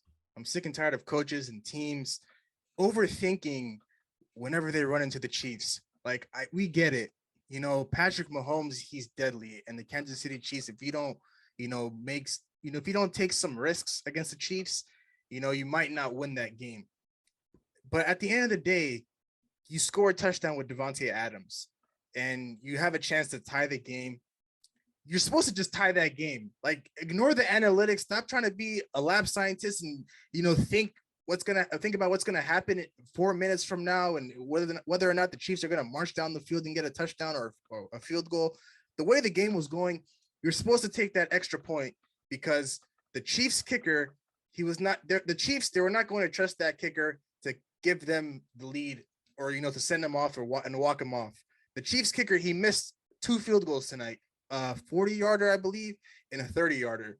And when Travis Kelsey scored his 4th touchdown, what did they do? They went for a 2-point conversion because they knew they couldn't rely on this kicker. The kicker was, he had a couple of field goals. He made like a 59-yarder, and then the extra point even looked a little bad. Like, the way the game was going, you're supposed to realize, like, okay, if the Chiefs aren't going to rely on their kicker to send them home, just trust your defense and stopping Patrick Mahomes from getting a touchdown. Trust your defense. They've been playing great all night. They were getting after Patrick Mahomes. They were doing the best they could, and the offense was keeping up for a little bit. But you cannot just go for a 2-point conversion in a game like that. Like, if the game was tied, they're going to overtime after that. Like, why put yourself in a situation to, where you have to just march down the field and try to beat the Chiefs, being down a point or two. Like that's just crazy to me. I'm tired of teams overthinking when they play the Chiefs. Like just take your points. Whatever happens, happens. I know you got to take some risks against Patrick Mahomes, because if you don't, he might just kill you off really quickly. But in the way the game was going, you have to realize, like in that situation, if you take your point after attempt and you make that point after attempt, the game is completely different. And the defense got to stop at the end of the game. They got the 3-and-out, and the Chiefs had to punt the ball. So they gave your offense another chance. So imagine if you're marching down the field with the game being 30-30, and the Chiefs defense, you don't know what to expect from them, but you don't have to panic or try to make home run plays, because Devontae Adams, he should have made that play. But like Abdi said, you just give Josh Jacobs the ball for 1 yard. He was averaging 5+ the entire night, and you were riding him heavily the entire game. He's capable of making that play for you. But once again, that's what happens when you overthink against the Chiefs. Devontae Adams, you have to be. I know you had a great game, but at the end of the day, you have to make that catch. That catch seals the game for you. You have Daniel Carlson, where he's not Justin Tucker like we talked about, but he's one of the best kickers in this league. So he's going to walk you off and send you home with a W. But overall, this one just hurts for the Chiefs. This one hurts for the Raiders in a game where nobody really expected them to win. But these games against the Chiefs are always a close one. So it was a very entertaining game. Patrick Mahomes, once again, finding Travis Kelce for 4 touchdowns. That's just unreal. 7 catches, 25 yards, 4 touchdowns. You can't make that up, right? Like you expect Travis Kelce to have over 100 yards and 4 touchdowns, but just 25 yards alone and 4 touchdowns, that's just crazy. But Patrick Mahomes, he's right behind Josh Allen in the MVP race, and I'm looking forward to that matchup next week with Josh Allen, because that might just decide who's the front runner for that award. But overall, good win for the Chiefs. But now we'll go ahead and move on to our standings for the predictions each and every week. And this week was pretty easy. We all finished with a 9-8 record, which means that Abdi's still sitting at the top of the leaderboard at 47, 33, and 1. I'm right behind him at 41, 39, and 1. And Big H is in last place right now with 37, 43, and 1. Why you gotta say I'm in last place like that? Like I'm like some type of trap. As long as I stay consistent, I'm chilling. That's all that matters. Yeah, I just feel like we weren't really split on any of our picks this week, and of course the ones that we were set on and the ones that we thought were obvious didn't come through for us. So that's why I feel like our record is what it is. But next week we got some interesting games. Looking forward to closing that gap. I think I'm only down like 6 wins still, so I'm closer and closer every week. Let's get it, man. But we'll go ahead. Enough talk about the week 5 of the NFL season. We'll go ahead and move on to our Western Conference standing predictions for the upcoming NBA season. The NBA season is right around the corner. It's going to be exactly 1 week away from when you listen to this episode. So looking forward to it, man. All right. So I have number 1, the Nuggets, 2, the Clippers, 3, the Warriors, 4, the Wolves, 5, the Suns, 6, the Pelicans, 7, the Grizzlies, 8, the Mavs, 9, the Lakers, and 10, the Blazers. Well, that's my top 10 right there. You have the Lakers missing the playoffs? I have them being a playing team. I have them being a playing team, man. I mean, I don't know how to feel about the Lakers, man. Like, I'm rooting for Westbrook, and you still have LeBron and AD, but it's just like, I don't know. Like, I don't know how to evaluate this team. Like, the roster around them still, like, of course they got Patrick Beverly, but the roster around them still isn't that good. Like, unless they make a trade they move at the trade deadline, I just don't see like how this team is gonna improve on these other teams. So the only 2 above them that they could possibly be over is, and I wouldn't be mad if you had the Lakers at 7 and the Grizzlies and the Mavs or some sort of order like that. But until I have some conviction that the Lakers are going to be a better team, I just have them here at 9. So yeah, you're tripping. No. But for me though, let me go through my top 10. I got 1, Nuggets, 2, Clippers, 3, Warriors, 4, Memphis, 5, Lakers, 5. You know what I'm saying? We coming in hot this year. You feel me? I feel like this is the year we could be back. 6, I got Mavs. 7, I got Suns. 8, I got Wolves. 9, I got Pelicans. 10, I got Portland. Yeah, you tripping heavy on the Wolves and the Pelicans, 100%. I don't trust them two Twin Towers, bro. You tripping? I'm not trusting two Twin Towers. That's a regular season team if I ever seen a regular season team. That's the team. I don't trust them two Twin Towers. I ain't Like gonna lie. you can say that now. You can say that in the playoffs, but like the Wolves, nah, man. I feel like every team I listed above them, I feel like you got the Grizzlies a little bit too high as well. I can't lie. What you have the Grizzlies at 3? I had Grizzlies at 4. It's not a bad spot. But I feel like Grizzlies even at 4 though. They're better than the Mavs. I feel like they're better than the Suns. Like honestly, the Mavs, like Mavs can be behind. In my opinion, the Mavs could be like 9 and 10. I feel like if a team might drop off, it might be the Mavs. Wait, what? Yeah, the Mavs are gonna drop off. How? What's your reasoning for that? What's your reasoning? I feel like losing Jalen Brunson is gonna hurt a lot more than we think. And don't mention Christian Wood, man. He's gonna be a 6th man for them. And I just feel like Christian Wood is not gonna bring as much value as people think. And these other teams have just gotten so much better that I just don't feel like the Mavs are gonna be able to keep up. Because last season we seen the Clippers got hurt. The Wolves aren't as good as they were now. Again, the Lakers were not good. The Pelicans were missing Zion. All these other teams improved, and I just feel like the Mavs are just going to be still in the same position, if anything, a little bit worse than they were last season. So there's no way that they're above these other teams. So that's how I view it.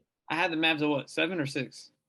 Something like that, yeah. Yeah, I mean, I got. You have the Pelicans crazy low. I'm not gonna lie. Out of respect for the Suns for the past 2 years, out of respect, I gotta keep them where they at. You know, I feel like I don't want to put them too low. I don't want to put them too high. But for me, I can switch the Pelicans with the Wolves. But it's the same thing, though. Are we going to see CJ Tatum, or not Tatum, CJ Ingram, Zion? Can we see that mesh? Like, man, bro, I had Stockholm with them. You have the Pelicans. You have the Pelicans way too low. I put him low. I don't know. Where do you have the Pelicans again? I had him at 9. I had him at 9. That's ridiculous. That's crazy. Where do you have Pelicans at? Let me list no, my not you. teams. I'd be because I'm about to switch it. Well, where I had Pelicans, I have at 6. 6. Let's see. Hey, go. Let me go ahead and list on that one. I got to look at it. Let me go and list my teams. I got the Nuggets at 1. I got the Warriors at 2. Clippers 3. Memphis 4. 5 Pelicans. 6 Dallas. 7 Phoenix. 8 Lakers. 9 Timberwolves. 10 Portland. Yeah, that's I'm kind of curious. Why are you guys like so low on the Timberwolves?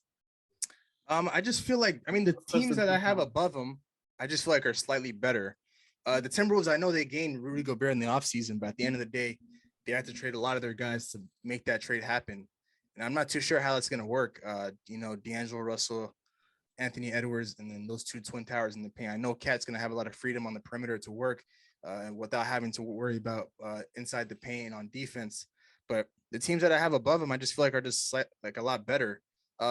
Maybe not the Lakers or the Phoenix Suns, but teams like Dallas, New Orleans, Memphis, Clippers. I don't know. Like I hit on my Lakers. Stop it, this year, bro. Y'all just hit on the Lakers for no reason. I ain't gonna lie. Like you guys are tripping, man. The reason why I'm not too high on the Lakers this year.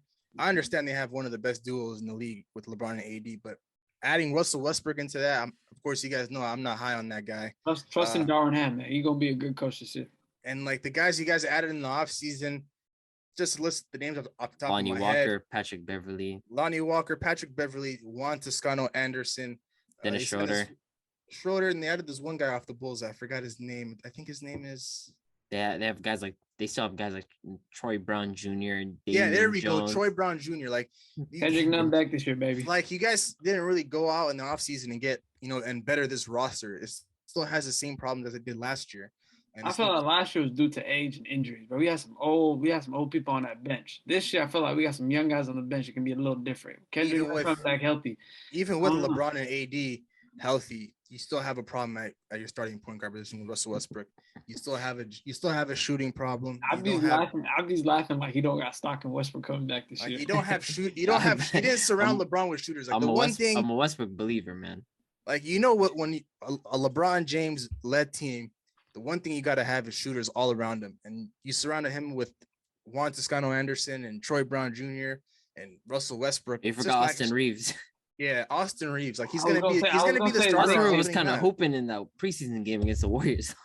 Like Oh, he's yeah, gonna be the starter. like on I said, opening man, night. I got my guys. I'm around my guys. We're putting them at 5 this year. AD and LeBron's enough to get to the top 5. I'm I ain't curious worried about though, anything why else. why do you guys have the Grizzlies like top 5? I want to know, I but mean, because they're going to be missing Jaren Jackson, right?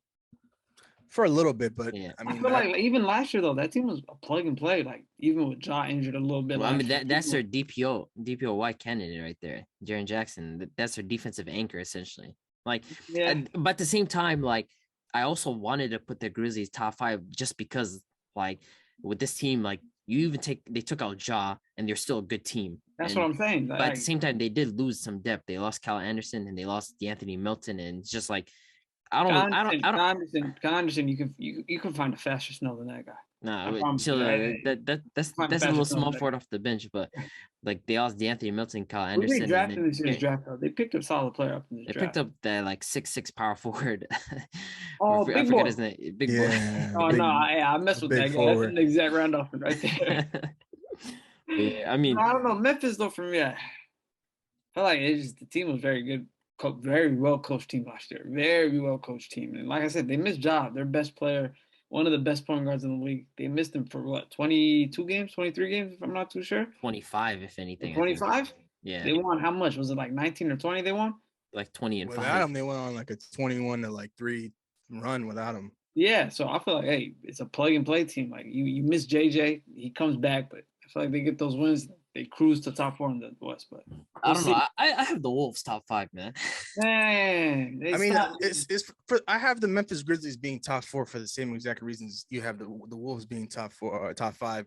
Like the regular season, I'm not really too worried about the Memphis Grizzlies. They're gonna bring it every night with Ja and the supporting cast that they got around them, Desmond Bain and those guys. So without Jaren Jackson for the very first few, I think, months that he's out for, I think Ja is gonna be able to hold down the fort and carry this team to wins.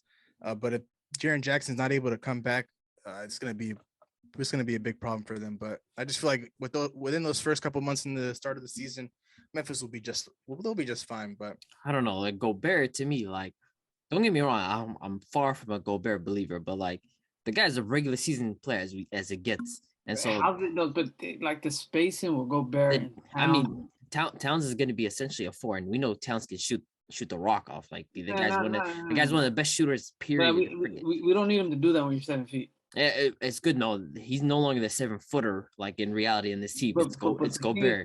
You gotta realize Gobert's coming with that 4.5, 5-point games, and he ain't posting. No, but the thing is, you don't need Gobert to score when you have Anthony Edwards and Karl-Anthony Towns now, right? Like I just feel like defensively, that's a solid lineup. D'Lo and Jaden McDaniels. You had Cat and Gobert. That's a very D'Lo. You said D'Lo as a defensive. D'Lo for the first half of last season was pretty solid defensively. And again, I feel like this team regular season wise, like they have potential to be a top 3, top 2 seed. That's how I view this team. And they have it all offensively. They have Ant and they have Cat, and they have defensively and Ant, he's gonna take a step defensively. Jaden McDaniels and Gobert. So I don't know. I'm a slight believer in the Wolves. I don't believe in Gobert. Let's get that right. And I don't believe in Cat. And this is come playoff time, but in regular season, I think this team's solid, man. You're my Speed. where do we have the Suns? I have them at 7. 5. I had him at 7. 5. So I guess we're all expecting a very hard drop off, actually. Yeah, Very hard drop off for me. Man, personally, for me, the Suns is. Again, my thing was the CP3 fall off. And then like outside of the CP3 fall off, like there's some team beef going on, man. Like it just the vibe. Right? Is heated. Until the trade deadline, that guy's not going to be viable with anybody. He's going to be beefing with everybody on the court. He's just going to come. But how can your coach and your center not speak at all? Like that's crazy. That is crazy. Yeah, no connection in the offseason. That's very wild. I mean, we got to address the elephant in the room, though. The Draymond situation with Jordan Poole, man. Does this have an effect on the Warriors? What are we thinking? I don't think it necessarily has an effect on them for like this upcoming season, but this does affect their franchise moving forward in terms of extending Jordan Poole or extending Draymond. Like what Draymond did was unacceptable, and I feel like we're letting. At this point in his career, he's done more. I feel like he's done a lot more harm than good for this franchise. Like I understand he's their cornerstone piece defensively. He's their anchor on that side of the ball. And then on offense, he's a great playmaker. He helps Steph off the ball. But in 2016, he gets suspended in the finals for beefing with LeBron James. It cost him a championship. And then with the whole KD situation where he didn't want to give him the ball against the Clippers, and then you go ahead and call another grown man the B word like that, and then you end up losing him in the offseason. And now you're beefing with a guy that's an up-and-coming star in this league in Jordan Poole. We saw what he did last year throughout the regular season and throughout the playoffs. A guy that's, waiting on an extension from the franchise, and you go ahead and, sucker punch him in practice. I know, like, their videographer, they got to find out who that guy is and fire them immediately because, footers like that can't leak to the public. But at the end of the day, we all saw it. And, what Draymond did was very unacceptable. And at this point, like, do you bring back Draymond on another extension, or do you just, cut your ties with him and let him go and bring back Jordan Poole? Because, I mean, at this point, if they don't suspend Draymond, then they didn't learn their lesson with Kevin Durant. Losing Kevin Durant, it hurt a lot in the short term, but in the long term, it kind of worked out for them. They ended up winning the championship. But we're seeing this, trend and pattern consistently with the same guy. So I feel like the Warriors, they gotta punish Draymond and let him know that this is unacceptable, and like they gotta let him know like we're capable of moving on from you. Like we understand you're a big part of this franchise, and you're a big part of this franchise's success. But at the end of the day, you can't do what you did to a young up and coming talent like Jordan Poole. So this Warriors team, they'll figure it out. I know that the whole entire team from top to bottom is very disappointed in Draymond, and they have belief in him that he's going to make things right with Jordan Poole. But I just feel like right now it's just not looking too good for them. I'm not a fan of like people like making excuses saying like this happens all the time in practice. It's just a fight. This is not a normal situation. This is your teammate. There's a reason why Jordan Poole did not square up. He's not expecting Draymond Green to full on swing at him, and the fact that Draymond Green is a veteran. I think he's almost 10 years older, almost exactly 10 years older than Jordan Poole. And for him to go on and swing at him, right? Does this mean that this was something that was vim behind it? Did Draymond Green have this intended to throw at Jordan Poole? Because it's just like, why would you randomly throw a punch at your own teammate in practice? Like, I get he pushed you, but that's just like more like get off me. And the fact that Draymond Green decided that, okay, let me just throw a punch at him, and the reaction of his teammates, they mentioned afterwards when they saw the footage, a report came out that they saw the footage afterwards and they were shocked by it because they didn't see it because it was behind them. And then they saw the footage and all of them were just perplexed. They're like, why the hell would this guy do that? Why would he punch Jordan like that? And in the Warriors organization, they feel like Jordan Poole is their little brother, and as their little brother, he's going to talk trash. That's normal, right? But the fact that he would go as far as punching Jordan Poole, I don't know, man. Like, I lost a lot of respect for Draymond Green for that. Punch came with intent. Yeah, it came with intent. Like, it was half a second after he pushed him. And he walked up to him like you walking up to him. You're the one talking smack, and then, boom, right away you gonna hit him like that? No, I don't know. No. That came with some intent for that punch. I can't respect Draymond Green. Like, come on. No, I can't. That's you coming off of finals like that. Like you're not gonna do that to anybody else on the team. Because the Warriors organization, they feel like. Because that's their little bro, and it feels like you violated their little bro. Like, you come on now. It's like, yo, Draymond, people look at you like, yo, you're the leader of this team. You're the captain of this team. And for him to step up and do that, that's just embarrassing. As a veteran. That's embarrassing. And I don't think they're going to give him that contract extension this year. I feel like they're just going to ride it out. I think that gives them a reason. Like, I was mentioning, like, they can just legit say, like, we saw this situation with Jordan Poole. What reason? Like Draymond's given up. In my opinion, Draymond's given up all leverage in this situation. Yeah, it's He's over given now. up leverage because they can just be like, look at this situation that just happened with Jordan Poole. Why should we give this guy a contract? What value is he bringing if he's doing this to our own star players? So and crazy. Leaking the video, people say, oh, employee leaked it. I'm 100% sure. Hey, they leaked it. They seen it. They were like, you know what? We're gonna. And whoever leaked it, they're in the Bahamas. They're in Bahamas. Man. They know what they're doing, man. They really know what they're doing. So they're in the Bahamas. Yeah, Draymond last year on this team, they're gonna same thing they did last year, but it's gonna be different in the locker room. I know Jordan Poole's gonna feel some type of way. It's like, yeah. I mean, I would if a video came out like that. That's me. Like I heard they went back to practice after that. Like if Hey, that's me, ain't no Jordan was practice. shooting shots, man. Nothing changed Nah, with him. there's no practicing after I get hit like that. I promise you. It's the whole day I'm causing some trouble. Like, Yeah. hey, I gotta get I my mean- dude back somewhat or not. I mean, But Jordan Poole, he's a true professional for going back to practice and I mean, he cooked the Lakers the next. he's a true professional for Right. playing 2 days after. I mean, he cooked the Lakers. I He thought, came out, he cooked I the thought Lakers. Steve He had a nice highlight where he had the ball behind his back and floated it up. Yeah, I Um, thought Steve Kerr was gonna give him a week off or something. Like, yeah, vacation for school. But And then the thing is also like, I feel like Steve Kerr is not the right person to address this situation, in my opinion. Like I feel like we- he's surprised with- by it too, though. with KD, even with KD and Draymond, it's just like I feel like Steve Kerr didn't know how to navigate that situation. He didn't know how to like get these guys to mesh with each other after what happened with the Clippers, and it's just like this scenario. Like I feel like the Warriors are putting so much focus more on who leaked the video than the actual situation with Draymond, and we're gonna see maybe it's different behind closed doors, but. I don't know. I don't think Steve Kerr is the type of person to handle a situation like this. I feel like he's a very passive type of Every coach. problem the last 6 years for the Warriors, dating up to 2015. It's only been one guy. Starts with one guy, man. It's only been one guy. Every time. You go to like 2016, even with the LeBron suspension, right? He wouldn't have gotten suspended if he didn't get those texts for kicking Steven Adams and everybody before that. Like he was on a tour. He was like, "Yeah, I'm gonna kick this guy in the nuts. I'm gonna kick that guy in the nuts. This guy in the nuts." He was just going around like, "Come on now." And then the LeBron situation, like even if he didn't hit LeBron in that situation, LeBron walked over him. Yeah. LeBron, like We know Draymond just does like this. Yeah, is LeBron's gonna get that call any day of the week. Draymond got up, got mad. Next game, you're suspended. So for him to be the root of all problems and to see this happen, I feel like the Warriors are done. They're like, yeah, last year now it's over. So I mean, you costed your franchise an NBA championship. You costed them Kevin Durant. I forgot about the KD situation. Even Now KD, you might just cost your franchise, Jordan Poole. Jordan Poole has all the leverage in the world in his upcoming contract extensions talks. He's straight up like, I don't want to play for y'all anymore. Like, I'm done. Like, is he a restricted free agent? I believe he's a restricted free agent for sure. Yeah. First round is a restrictor, right? Yeah. So he's restricted for sure. But now the money he's probably going to demand is going to be insane because we know what he's going to do this upcoming year, right? He's going to kill it if he's healthy. Yeah, I hope he takes the spot.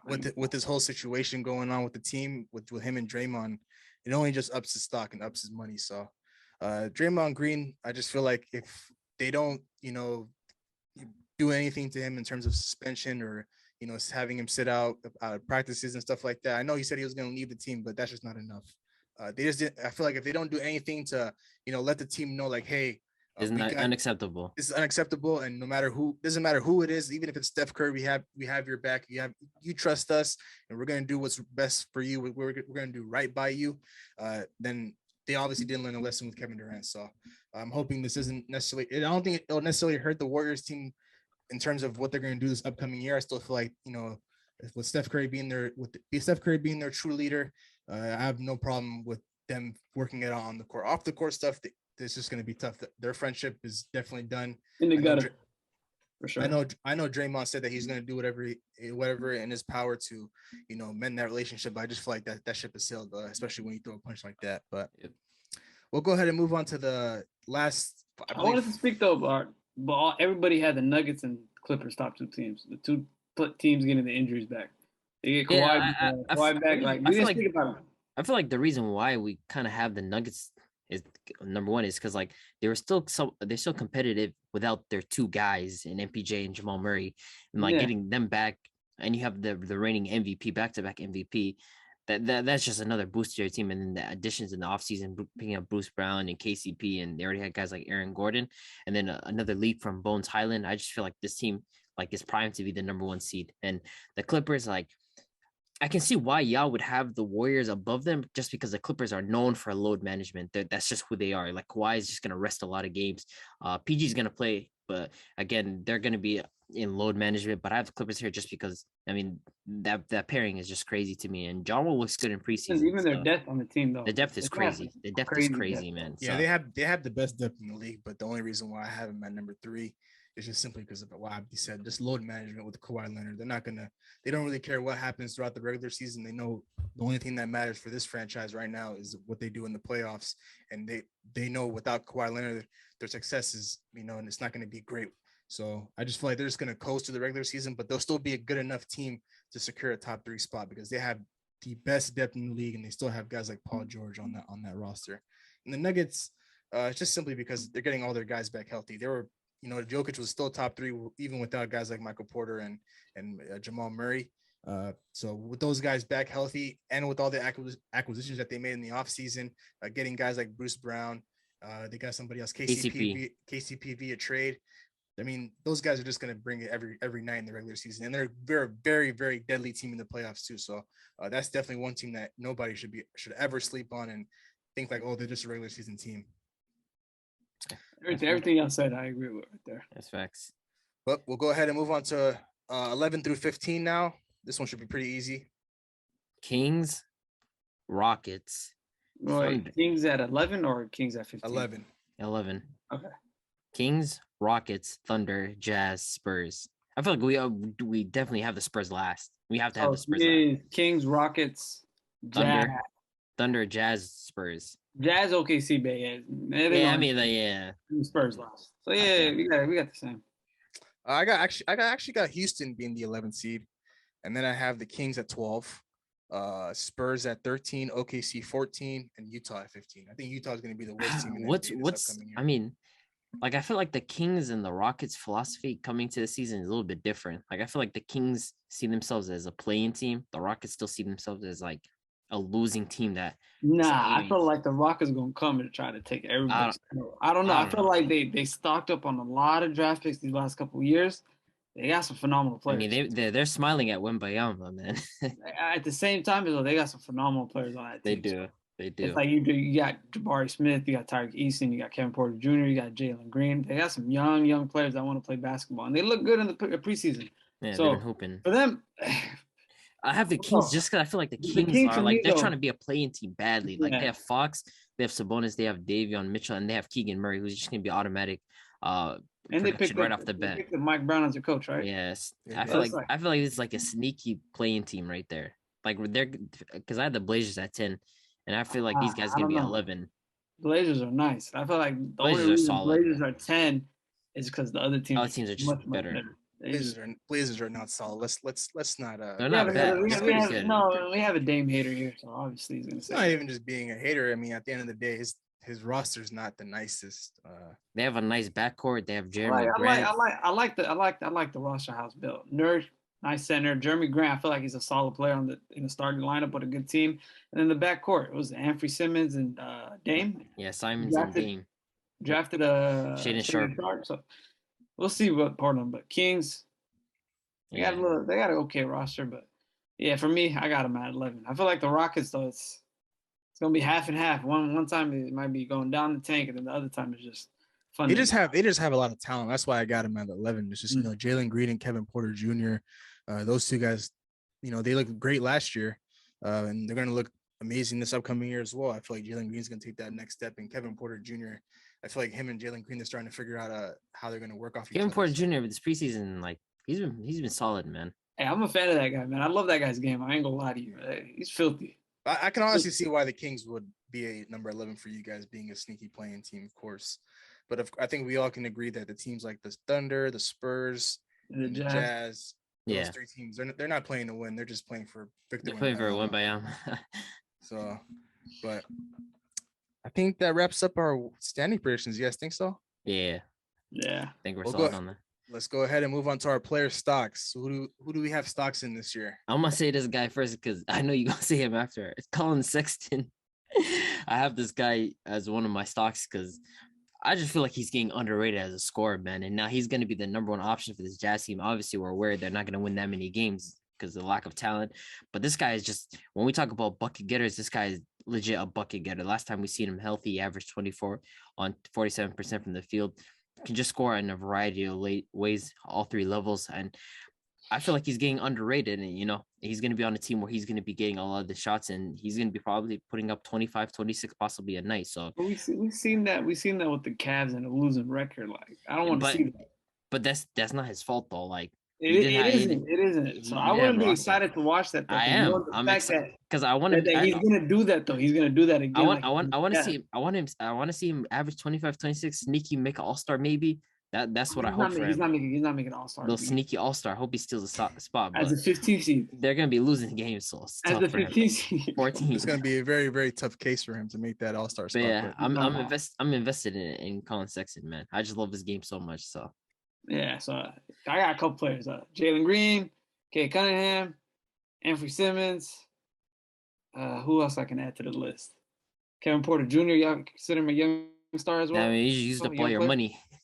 yeah, he just pretty much, right? You used up all your money. I'm watching a lot of teams this year. Come on now. So Kevin, I'm gonna say those four. Those four players I'm very excited for, but mainly the two players on Houston. I don't know. I mean, if I had to add on to my one player, you got a Jaden couple- McDaniels. Jaden Jaden McDaniels. McDaniels was another one that I wanted Jaden to add. McDaniels, watch out for this guy Yo, from the Timberwolves, man. He's playing, Like, bro. The defensive Guy's is like a 6'8", crazy. 6'9" small forward, extremely athletic, amazing defender. He's a great shot blocker. And he's gonna He take a can leap. shoot the He's a ball, good too. shooter, and he can shoot the ball. So, He and can he had a shoot the lot of ball, too. flashes against Memphis in these playoffs. So I'm excited to see where he's headed.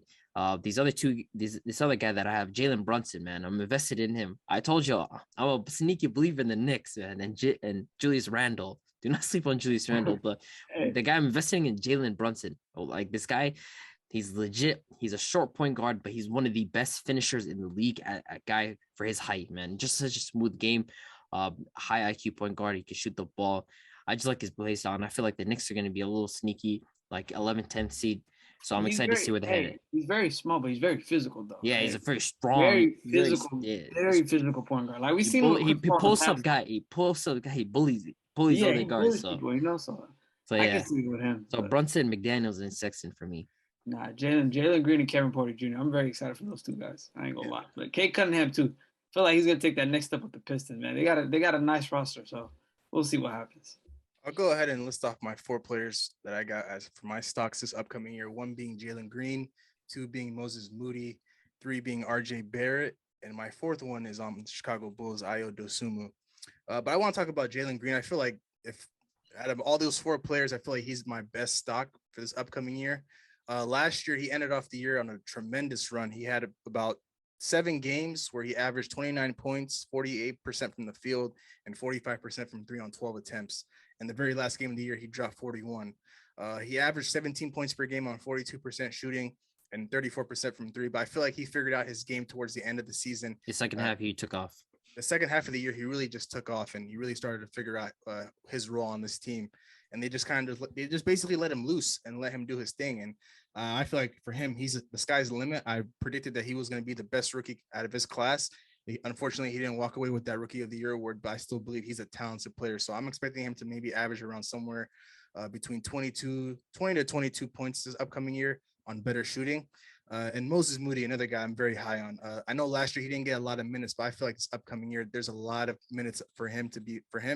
And even Steph Curry said he's an extremely talented, high IQ player. So for a guy like Steph Curry to come out and say something like that about you, it just says a lot about you as a player. So I feel like with the boosted minutes that he's going to get in this upcoming year, he's probably going to be somewhere around 12 to 14 points per game, because even in the playoffs, there was some points and some stretches in games where he would play heavy minutes in the fourth quarter, and he was providing a lot for the Golden State Warriors. So if you have a high IQ and you play for the Warriors, you can get a lot of minutes. So I feel like Moses Moody is one of those guys.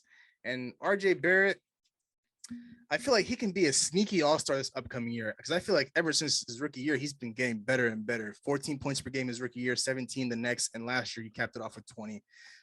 Of course, he can rebound the ball well, but I feel like a very, very underrated aspect of his game is his playmaking. I feel like he can play make at a very high level when the ball is in his hands, but I feel like he's not going to need to do that a lot this upcoming year because they paid Jalen Brunson all that money. But if RJ Barrett is strictly focused on scoring the basketball, I have no reason why. I can see no reason for him to not average maybe 22 to 24 points on this Knicks roster, because this Knicks team, they don't really have a lot of talent outside of the 3 guys, Brunson, him, and Randall. So there's a lot of food on the table for him to, go out there and dominate. And my sneaky stock is Ayo Dosunmu. I just feel like with Lonzo Ball being out, he has to step into that role and be the facilitator and be the defender for that team. And I feel like he's capable of doing that. We saw flashes of him last year when Lonzo was out, and he was, scoring he was scoring a lot better than Lonzo because Lonzo's strictly just like a 3-and-D kind of guy, and he can facilitate your offense and whatnot. But Ayo, he can really get to the basket. He can shoot a little bit, and his facilitating is another underrated aspect of his game. And I know he's gonna have a lot of trouble guarding a lot bigger guards because he's a short guard. But I just feel like if he can step into this role and maybe hold the fort down until Lonzo gets back. But even if Lonzo doesn't get back, I think the Bulls, they won't be just fine without Lonzo, but they'll be able to maybe sneak into a playing spot or a playoff spot. So, but I want to say Paulo Banchero for me to be another stock, but I already know what he's capable of doing, what he's gonna do this upcoming year because I have him as my Rookie of the Year winner. But we'll go ahead and talk about that at a later date. But those are my 4 guys, my 4 stocks for this upcoming NFL. See, if we had the opposite of this award, I would be talking about Ben Simmons all day. I'm right there with you. We're talking about stocks that are going downhill. We're talking about Andre Drummond got a better 3-point shot than Ben Simmons. Andre Drummond was shooting. Andre Drummond was shooting. It's crazy. No, I feel like James Harden would be on that side. He's only saying that because he's a hater. That stock's been going down ever since he left Houston, man. No, so that's still some good money in there. Ben Simmons, right? Ben Simmons, you going broke with Ben Simmons? Ben Simmons is a broke stock. Broke. Man, the 2 preseason games that I watched, this guy, he played against Miami, and this guy he got a layup, right? He stole the ball the first minute, right? Cool. It took coast to coast. That's great. That next 25 minutes, this guy did not score the basketball. I feel like people are not understanding, like, you cannot just be a playmaker that's unable to score. Like, you have to have some sort of like scoring threat. Like, we're talking like KD and Kyrie is going to make this guy better. Like, it's not happening. KD and Kyrie cannot make this guy better. This guy is just garbage in of himself. Like, Sixers fans were telling people this for years. Like, he cannot score the basketball. Like, you can't help someone that refuses to attack the basket, regardless of who they are. It just doesn't make sense. He does not want to shoot himself. And constantly we try to pander to Ben Simmons saying, oh, like KD and Kyrie is going to be in that Draymond Green role. First off, that's disrespectful to Draymond Green. Draymond Green's one of one in terms of what he's able to offer to a team. That motor and defensive instinct, there's no way Ben Simmons would ever offer that to a team. So to say that Ben Simmons would just come in here and he's going to have a little cute role playmaking for people, what offense is going to provide in terms of scoring? Like, when you pass Ben Simmons the ball, what is he going to do with it? He's going to look for KD and Kyrie constantly. Like, it's just hilarious to me, but I ain't hooping 4.5 years, and I still got a better jump shot than him. I put 100 on that. That's crazy, man. But I can't say I we can shoot 20 free throws, bro, but I promise you, he's not making more than 10, and I'll make 15. That guy's just horrible. I can't wait for Nets fans to get disappointed with him, man. Like, people think like, oh, he's coming onto this team, he's a playmaker, but like, we know what KD and Kyrie bring to the table. You're not making KD and Kyrie better players. Yeah, obviously, like, we know that. So for you to give 6 points and some defensive help, is $185 million man. It's not worth my money. I promise you that. I do think it's gonna take some time for those 3 guys to get on the same page, because of course KD and Kyrie, they've been together for quite some time now, so they know where they want the ball at and their spots. But slotting in a guy like Ben Simmons, a guy who's strictly a facilitator, he can score at the basket, but he's not really the greatest scorer, as Abdi mentioned, but he can facilitate the ball. So just trying to figure out where KD and Kyrie want the ball, I think that he'll be a plus on that end. But defensively, we know what he's going to bring, but in terms of scoring on the offensive end, I just don't know what Ben Simmons is going to bring every night. I know he averaged somewhere around like 18 points per game in Philly. I don't think he'll even come close to that in Brooklyn, because when you got 2 scorers like KD and Kyrie, averaging about, like, let's say 27, 28 points per game, you just have to slot in and know your role and not take away shots from those 2 scorers. So I mean, it's not like he would have taken shots from them. Like, the guy just passing it to them. Yeah, he's just there to get him the ball in the right spots and try to get points where he can. But it will take some time.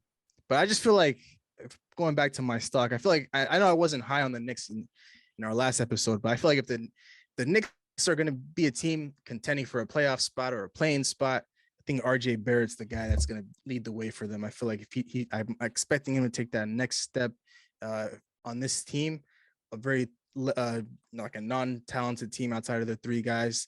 If the Knicks are going to be a serious team compared to what they put out last year, it's going to be RJ Barrett leading the way. So I'm looking forward to what he does on the court next year. Yeah. But anything else before we wrap things up, fellas? Man, it's gonna be an interesting NBA season, man. It's approaching every day. It's gonna be interesting, man. The West is very, very deep. Entire Yeah. NBA is just like stacked at this point. I Crazy. mean, I'm looking forward to another season of basketball, but will the quality of basketball be at an all-time high this upcoming season? I can't. I mean, not necessarily for the predict bottom that. team. So we're about to see generational tanking. Yeah, this We're about to see- tanking job is going to We're be about to crazy. see. We're about to see tanking we've never seen before. It's going to be crazy, but of course, I'm looking forward to another week of football. We're week 5 right now, going into week 6. Yep. Looking forward to another week of football. Week 6 of the NFL season. The NBA season is right around the corner. It'll be 1 week away from when you're listening to this episode. So with that being said, we'll go ahead and close things out here. Thank you so much for tuning into today's episode. We really appreciate your love and support. We'd really appreciate it if you like, commented, and subscribe to our YouTube channel at New Media Podcast. For those of you that are listening to us on Apple, watching us on YouTube, all of our social media handles will be in the beginning of this video. And for those of you that are listening to us on Apple and Spotify, if you go to our Instagram page at New Media Podcast, you'll be able to navigate yourself to all of our social media handles there. So once again, thank you so much for tuning in, and we'll see you guys in the next one. Peace. Record a new hit, then we making us a film. Wouldn't sign a deal if I got a couple mil. Hell no. Been in the lab, now they throwing out deals. Yes, Me and sir. now Lakes, now that's overkill.